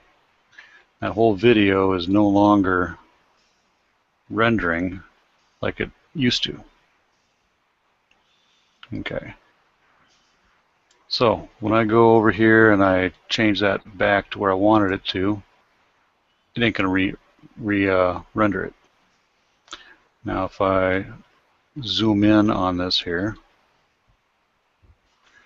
and let's say I'm going to drag this transition over a little bit more, it'll re-render just that transition. So you're not doing as an aggressive rendering, and will go a lot faster. So that's a very good tip, and you should remember that, because when you make your videos, always keep it down here low. When you're absolutely done and ready to create your video file, that's when you come back here and you turn it up to 100%. Because at that point, the whole video is going to render once, and you need it rendered. It's going to create those rendered files in the storage location that you had here, and be referred to when you could do your export. The export will go, I don't need to do that anymore because it's already got the files. I don't need to. It's an automatic choice. It says, do I need to render it? No, it's already done. So that's going to save you a lot of time in your editing process.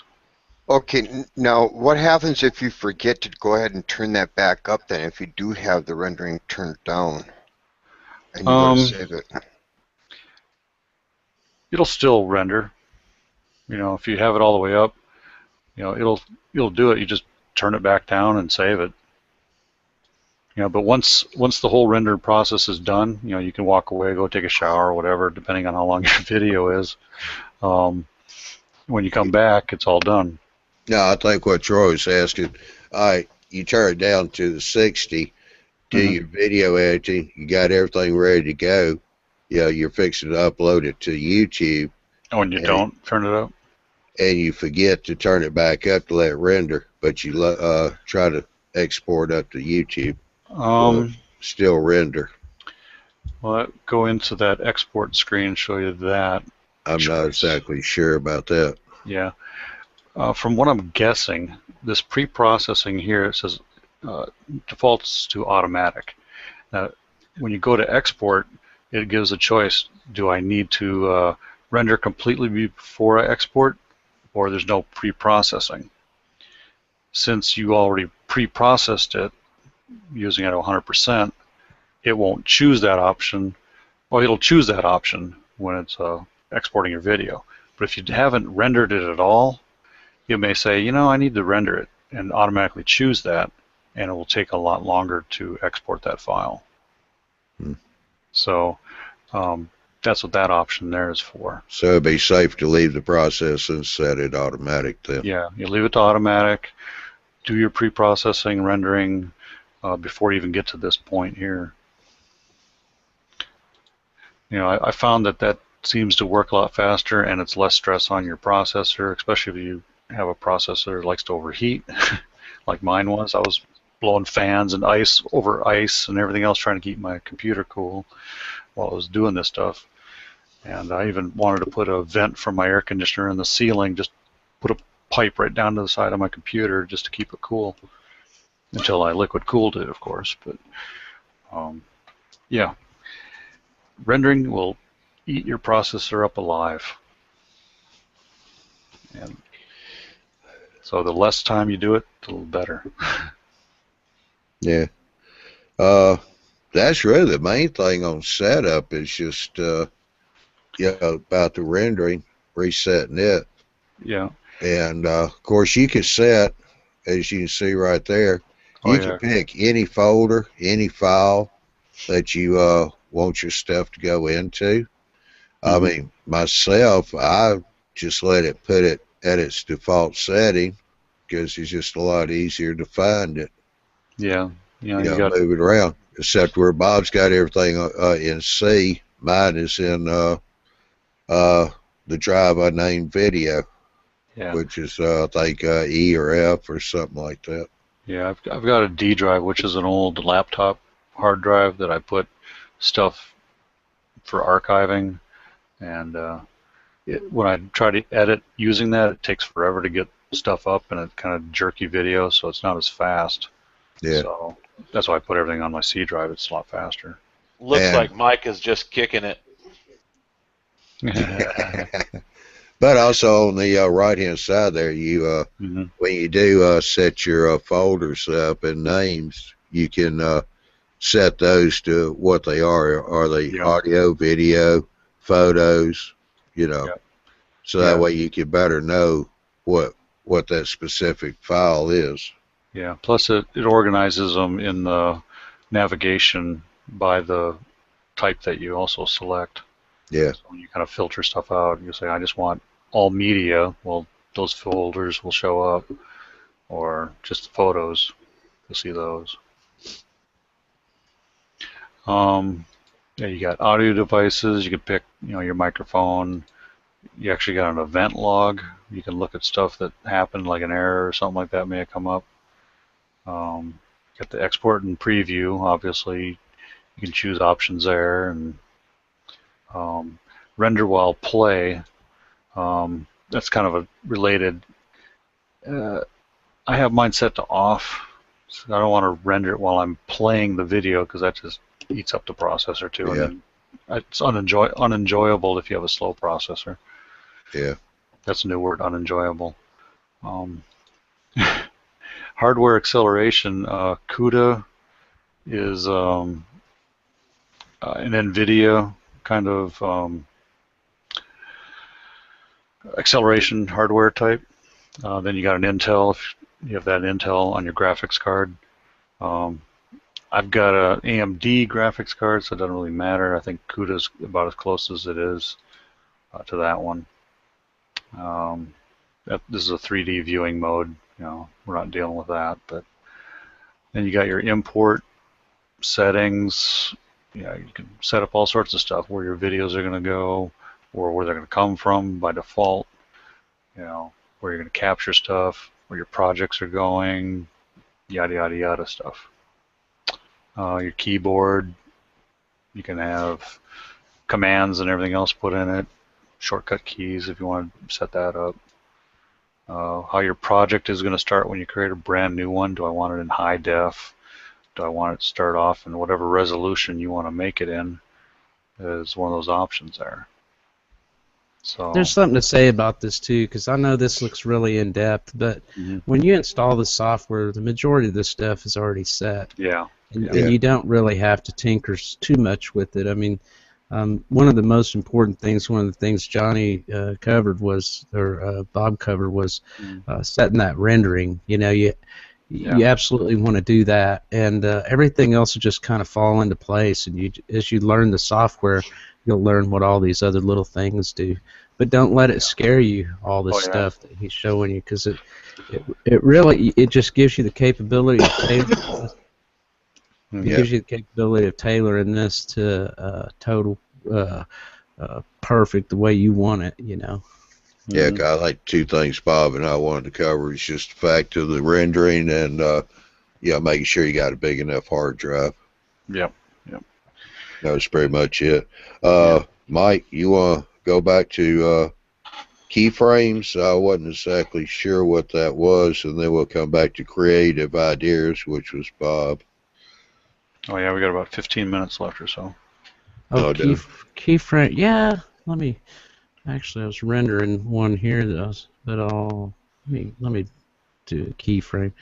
One of the things that I really like about this program is that it adapts to you. As you learn more about the program, you start figuring out how to do new stuff. For really super basic stuff, like you might find on some of the simple editors, you're able to do right off the bat, right after you install it, if you understand how the tracks work and stuff. But as you get a little bit more familiar with the software, you start finding all kinds of neat little tools and stuff that you can use and play with. And if you're not familiar with keyframes, this is probably one of the biggest, neatest things that you can work on with this. Let me see if I can start a new something here and do a screen share. The problem I have is I probably should have rendered some of this stuff before we started, and it's kind of frustrating that I didn't do that. But well, Mike, I tell you what, I mean, if you want some time for that, about the only other two things we need to cover, because the last part was mine, but we've already covered pretty much the exporting and everything else. Bob wants to cover the format of creating 720 1080. We need to go through that, and also I guess one most important would be creating reusable intro and exit videos that you're using on a regular basis. Yeah. Like well, actually, I have right here, and I just reloaded it. I think we were going to talk about using intros and exits during the creative section, but what I was talking about was keyframes. Did you want to share something on keyframes, Johnny? No. Yeah, No, I'm not familiar with that. That's why I wanted you to do it, so I could see. Oh, okay. Do you see my screen share? Yes. Yes. Okay. Let me see if I can get back to my.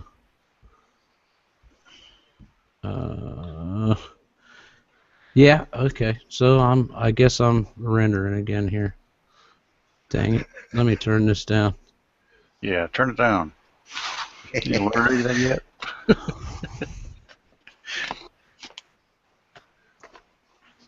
The only smoke I see is the smoke coming out of Mike's ears. Well, I'll tell you what. Why don't we go ahead and answer Scott McDowell's question about because I'm about to talk about keyframes. But go ahead, Johnny. I'll be back in a minute. Well, as you can see behind me, I've got a green screen hanging. It's not well lit at the moment, but it's green. But if you put proper lighting, you get sort of a daylight lighting color to your background.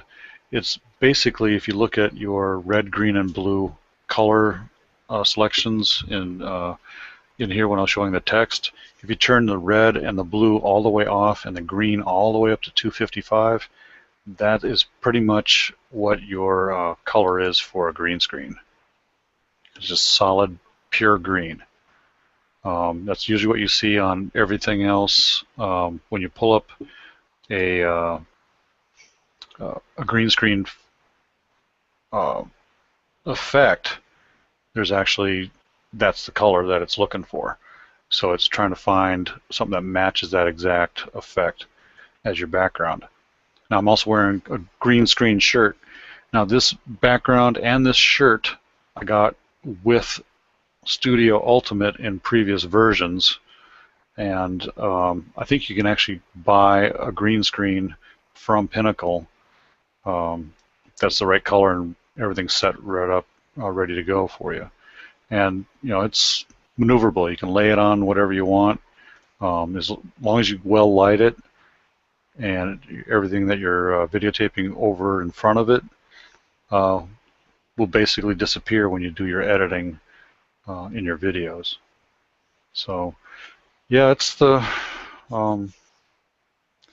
best way to do it is find something that says this is green screen corrected color. I'm not sure what else to say about that one. Yeah, because I've heard tell that green screen is more popular, but they also use a blue screen too. Right. Yeah, and you have the choice of blue or green in your effects to choose from. So whatever you actually had available, you can do that. Just remember, don't wear things that are green that are real close to that, or blue if you're going to use the blue background. If you're wearing something green, use the blue.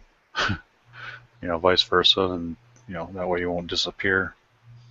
Yeah. Now, if I was recording this right now and put this video into one of my videos, I would just have a talking head. I would pretty much disappear. Probably my logo would even disappear partially because it's got green in it. So. Yeah. Also, stay away from stripes. Oh yeah, stripes. They tend to mess with the camera pretty good. Yeah, like this. It just kind of. When you're recording. Yeah. Yeah. This wasn't too bad when I do recordings, but sometimes it just looks odd. The hat is a normal thing you'd expect with a model railroader, but yeah, don't wear some weird things like that.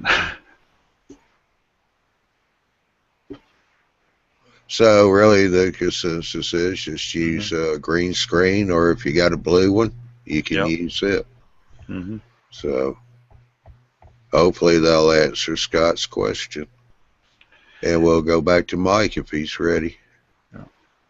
I was just trying to give him time to get ready. No, I was ready. Okay. I actually just now closed Pinnacle though, so I guess you can move on to something else. No. All right. Really, since we're down to kind of the nitty gritty, why don't we do what's a good format, 720 or 1080? What about you guys? For me, it's a personal choice on how long do I want it to render later. How long do I want to wait for YouTube to process it? Do I want my audience to see it on their TV in HD, or do I want them mostly to see it on their computer screen, which a lot of people will do anyway? So the choice is, between 720 and 1080 is up to you. I record my videos in 1080, but if you put it in 720, you have 1080 quality just knocked down at 720, and it still looks like it's 1080. You just have about a third or half the size of your file size. So it's really a choice. I'm doing all 1080 right now. I was doing 720, and it's like, some people are going, yeah, it was kind of blurry. When they looked at it, watched on the TV, like Mike watches his stuff on the TV. Some people, use their Xbox or something to browse the internet and watch YouTube videos. There's a lot of different ways of looking at them. So you kind of got to cater between the both, and I'd say, well, use the best quality you can. Yeah, that's what I do. I record in 1080, but I've been, uploading them to YouTube in 720 just because it uploads a little quicker, and the processing time, like you said, is quicker. Yeah. So it's really a choice, I would say. Oh, here's a good one for Mike. Creating an engaging video. Yeah. You could talk about that one. Well, Mike's not paying any attention to me. Are you wanting me now? I made him mad. What do you want me to do? I made him mad, so he's not going to pay me no mind. No, I'm not mad about anything. No, I actually have. I mean, you guys have been talking a lot. I don't know. I'm actually lost. I don't know where we're supposed to be. So, is there something I need to do now? Well, we're just going through stuff. Yeah, we're just kind of winding down, I guess, because we only got about 9 minutes left. You want to cover keyframing or what? Or you said you shut down your Pinnacle, right? Yeah, actually, whenever I pulled it up, it's giving me fits now. So I think before I could pull it back up again to do anything like that, I'd have to restart or something. All right, that's fine. We can cover that in another video. Yeah. But what about creating engaging videos, Mike? Because everybody likes your videos. You want to kind of give us some of your thoughts? I hope I'm trying to get Pinnacle to come up here too. So, I guess overall, I mean, we get on this subject from time to time about people go to my YouTube channel, they see how many views I have on videos and stuff, and ask me how I do that. There's a couple of things. One is just like Johnny's saying, is creating an engaging video, and I'm no expert at this, and I'll be the first to tell you. I mean, I don't produce movies or anything like that. I just do this for fun, and overall is unlike some of these videos, these are long and drawn out. You run into a lot of sections as people watch this video, they're not interested in, and it makes them turn it off. And so what you do in your own video is you try to keep things on in your video that are interesting and people want to see. And so you'll see in my videos what I do is I rarely ever have any kind of anything on the screen for very long. I actually intentionally put stuff on the screen just long enough for somebody to kind of get an idea of what it is, and when they start to focus on it, I'll change it. So it's like it keeps them wanting more. Well, I mean, when you go do your build videos, what is it you're trying to just the meat, only the meat. And I give you an example. it I came up with a design of my videos based on what I want to see and what I like watching. And what I like watching is something that keeps moving and is constantly showing me something. And that's what these videos do. So, in most of the time, if you watch one of my videos, just watch how it transitions. It moves from one shot to the next very quickly, and just gets the information in the face of the viewer of what is necessary for them to see. You don't. A good example is I see so many videos where people will talk about painting their structure, and they show every single stroke that they do of paint onto their structures. And nobody wants to sit and watch somebody paint a structure for 15 minutes. Yeah, you might as well watch it dry.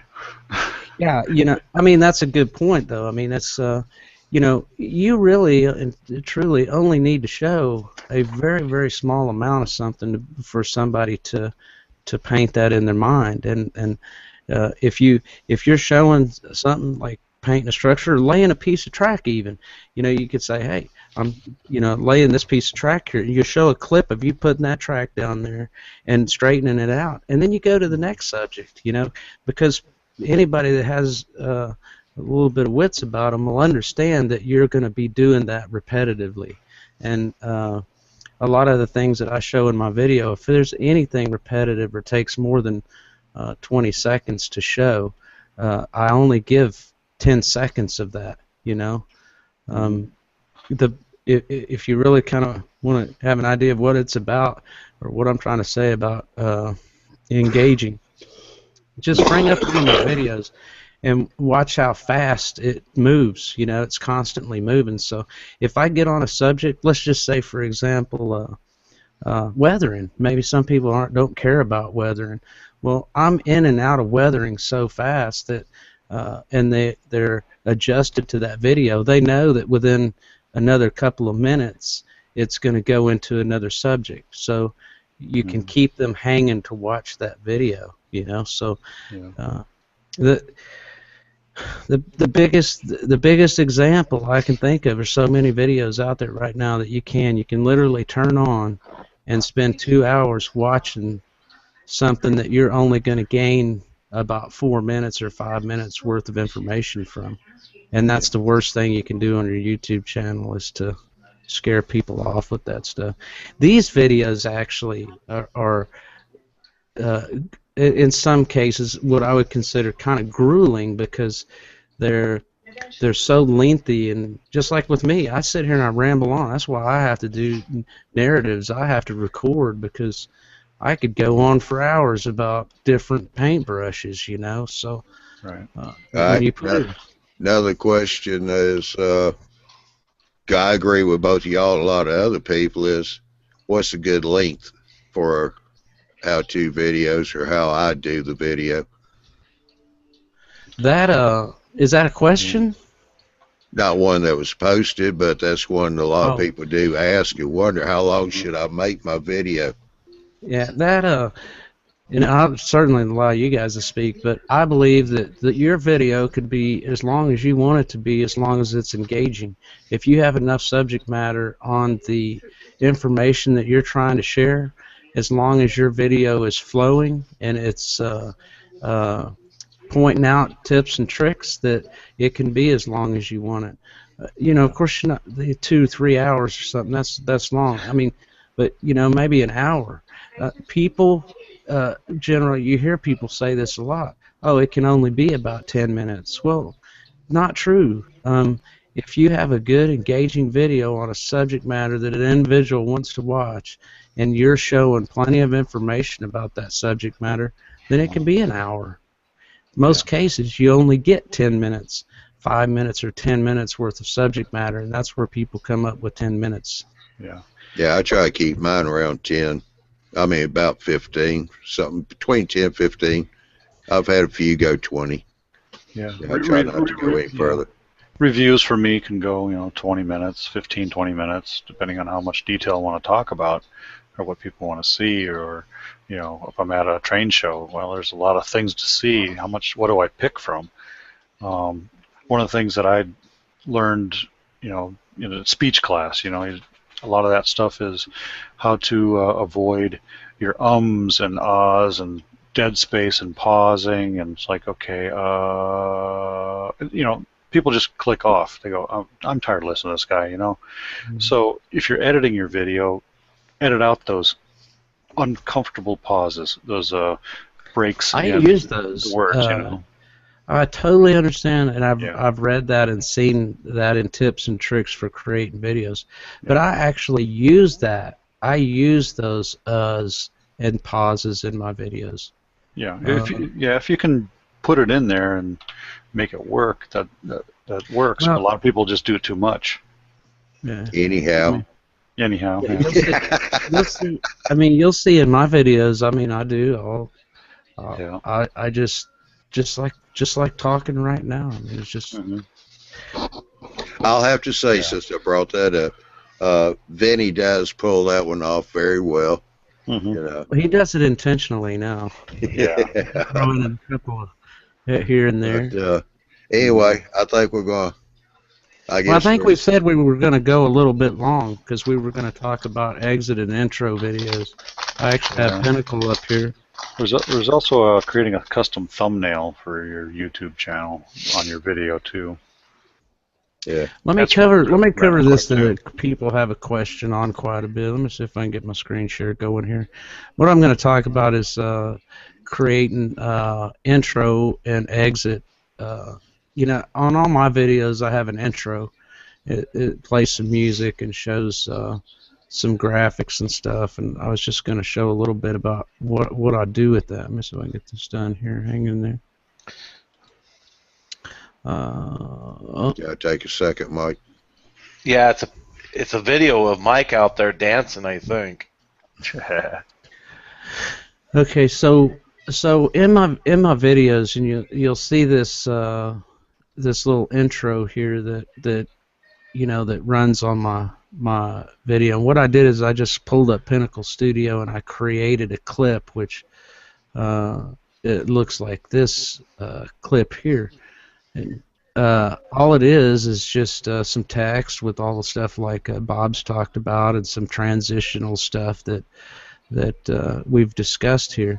And then what I did is I just saved it out as an MP4. So anytime I create a new video, I have a video clip that I can select from my videos, and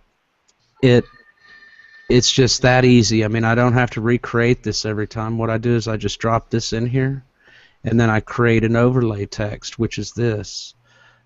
Just like you saw Bob do earlier with the texts. And so I just place this on top of that. Without this, it has just a blank space on the end, so that as I work into the video, I can put the title or whatever I want to put on that back end of that. And all I do is just add this text overlay here, which I create, which is very simple here. I'll let this thing render here. All right, and then so as it plays through, it'll show that text that I put in here, and this includes the music and everything. So now, and in the same token, what I did is I created an ending video, which is this one. So and I just fade this into the back end or the last clip that I have, so that it's always the same every time. And this again is the same kind of thing. It has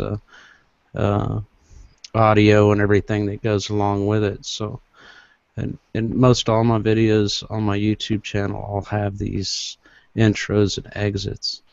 So this is a big question a lot of people ask me about. Do I recreate these every time? Or no, I went and created one video with just my intro, save that back as an MP4, and then I can drag that in as an entire clip into my videos each time I create a new one. Mm-hmm. Now I'm going to have to go watch some of your videos since it's been so long since you've done a video. I know, right? And I apologize for that, man. I don't know what to tell you guys. I know the dude hammers me every time he talks to me about this, but I hope to get some more out. And I think we'll probably visit keyframes in the next Pinnacle Studio thing that we do. It'll be more detailed and in-depth, but if any of you guys have any questions for me on what I do in my videos in Pinnacle Studio, holler at me. I'll get in a hangout with you and show you how I do it. That's all I've got, guys. Well, I think that that was a pretty good presentation, you guys. I know. I bet you there's going to be a lot of guys going to go out there and buy this Pinnacle Studios now. It sounds like to me that you guys got to have a powerful computer just to run this software. So it looks like it would probably, you know, if the system's $100, they're going to have to go out and spend, you know, maybe $1,000 on a good computer system to run it. Because I don't think my computer could run it. Not my laptop. I've got a desktop that probably, a desktop that could probably run it. I mean, you shop around. You could find some decent computers that would probably work just fine, more like in the $700 range. But yeah, I mean, if you're gonna do video editing and you're gonna use software like we're using here, Pinnacle or some other kind of high-end software, you are going to have a powerful machine.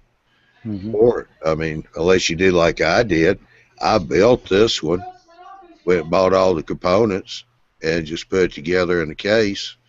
Yeah, it was about around $1,000. So I figure if I go to a store and if I could find, a box pre-made with everything I've got in it, it's probably going to run closer to somewhere around $2,000 to $3,000. So I mean, if you could do it yourself, building a machine would be cheaper. Yeah. But you could probably find something. I guess Bob might agree. Maybe around 700. Yeah, I'd prefer more than around 1,200. Yeah, that would be a more reasonable cost. But, well, that's like my boy. That's what he does. Is he builds computers. He's built a lot of computers for his friends and some clients he's got. But for $1,200, he's got a $6,000 computer down there that he built for like $1,200. Yeah. And I mean, when he's playing computer games, he clocks that thing out, and when he's playing computer games online, he's in a section of the map or whatever game they're playing before anybody else is there. They're like, well, how did you get there so fast? It's like, it's my computer. It makes a lot of difference. Yeah. But if we don't have any other questions, I don't see any other questions in the Q&A. I don't see any more questions in the panel. Is there any other questions, Troy? Login Local, Andy, any of you guys have any other questions for these guys? I just want to say fantastic job. I appreciate all the input and for giving us a good presentation on how to use Pinnacle. Yeah. It's opened up both eyes for us guys who use Mac and freaking iMovie all the time. So thanks, Mike, Johnny, Bob. You're welcome. Good to see you guys again. And that's why we did what we did, was when Thursday Johnny did the presentation with David and Sven on basic free downloading editing software, and then we rolled right into this the next Tuesday. It kind of gives the feel of the guys that's using those free versions. Now if now they can go and watch this presentation and kind of get a feel. And it's like, there's a lot more stuff going on in this editing software. I mean, I know that I've talked with Mike about this software numerous of times, but I don't do enough videos to where I can justify. I beat Mike up about doing videos. He beats me up about doing videos, but my videos are boring compared to his. Oh no, I mean, I enjoy watching your video. Well, I enjoy watching the first 30 seconds of them. Exactly. There you go. I'm giving you a hard time. I want to tell everybody, all the viewers and everything, keep checking out the YouTube modelbuilders.com. I mean, there's a lot of information that us as the YouTube Model Builders team have been putting out there. You know, the eMag, I'll tell you, the eMag is the new subscription just came out, and you can go to YouTubeModelBuilders.com and subscribe to that, and I think that if you subscribe to it, they'll actually email it to me if I'm, I could be wrong, but I think I'm right about that. We email them. But, if you don't subscribe to it, you can still go to the YouTube, to the website and download it there, and there's a lot of good information in there, I want to thank, I know that JD and Mike and everybody else, they put a lot of time and effort into this, and it's all free to all the people that's out there that want to, Another thing, too, they are looking for people to write up articles. So if you do YouTube videos, write up an article and present it to them. And, if they don't get it in the next one, they'll get it into the next one after that. It's bi-monthly, so it's every 2 months. The eMag comes out. I feel that we don't push it enough, but the website's there for everybody to go and view. There's a lot of information there, and then the live show, that's every month. These presentations are every week. Matter of fact, in the next probably a couple weeks, maybe a month, maybe even sooner than that, we're going to start doing presentations on a Sunday too. Once we get that all worked out, we're going to be doing 2 presentations a week, so that's going to be, 8 presentations that we're going to be doing a month. So there's going to be a lot of information out there.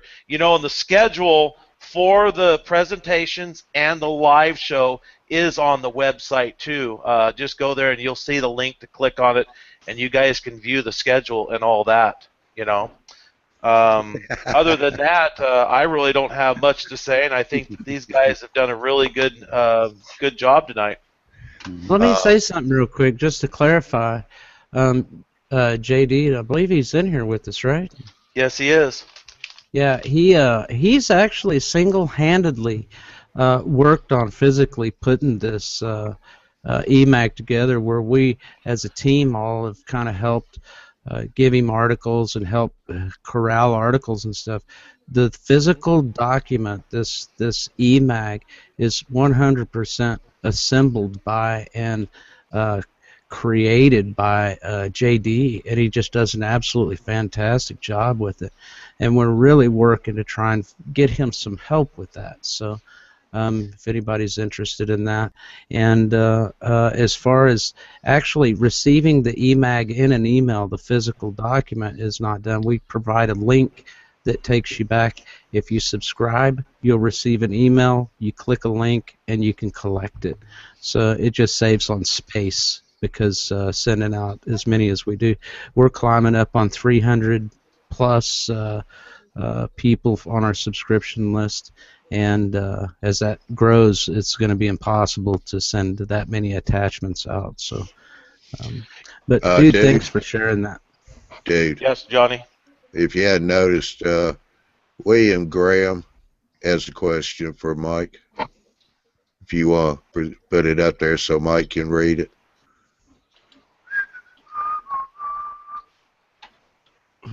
You know what? I'm not on the Q&A. There you go. Wait 1 minute. I might have a question. Oh, right. Wait a minute. Here's his question. Now I will have to follow that dude. Now I have to do a better job coming to this Saturday. Gee whiz. Yeah, right. If you scan through the middle part of this video, Bill, you'll find the part where we were talking about you. It's a little subtle. So you really got to listen. Yeah. You know he won't. He's not going to see any of the middle of this video. Yeah. He'll never see it. Well, anyways, I want to thank these guys again, and I want thanks to all the viewers that have come on. And I get a lot of questions about the panel link. Just to let you guys know, when I post the I try and get the information of the presentations at least a night or 2 nights before the presentation. So sometimes Sunday evening I get that posted. These don't start until 9 p.m. Central Standard Time. So if you're on the Pacific Coast, that's 7 o'clock, or if you're Mountain Time, that's 8 o'clock, and so on.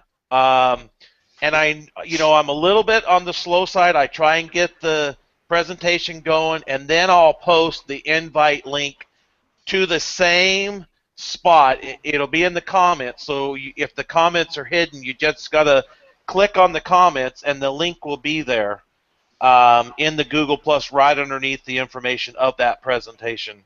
I know I get a lot of it. Where's the link? Where's the link? Where do I find the link?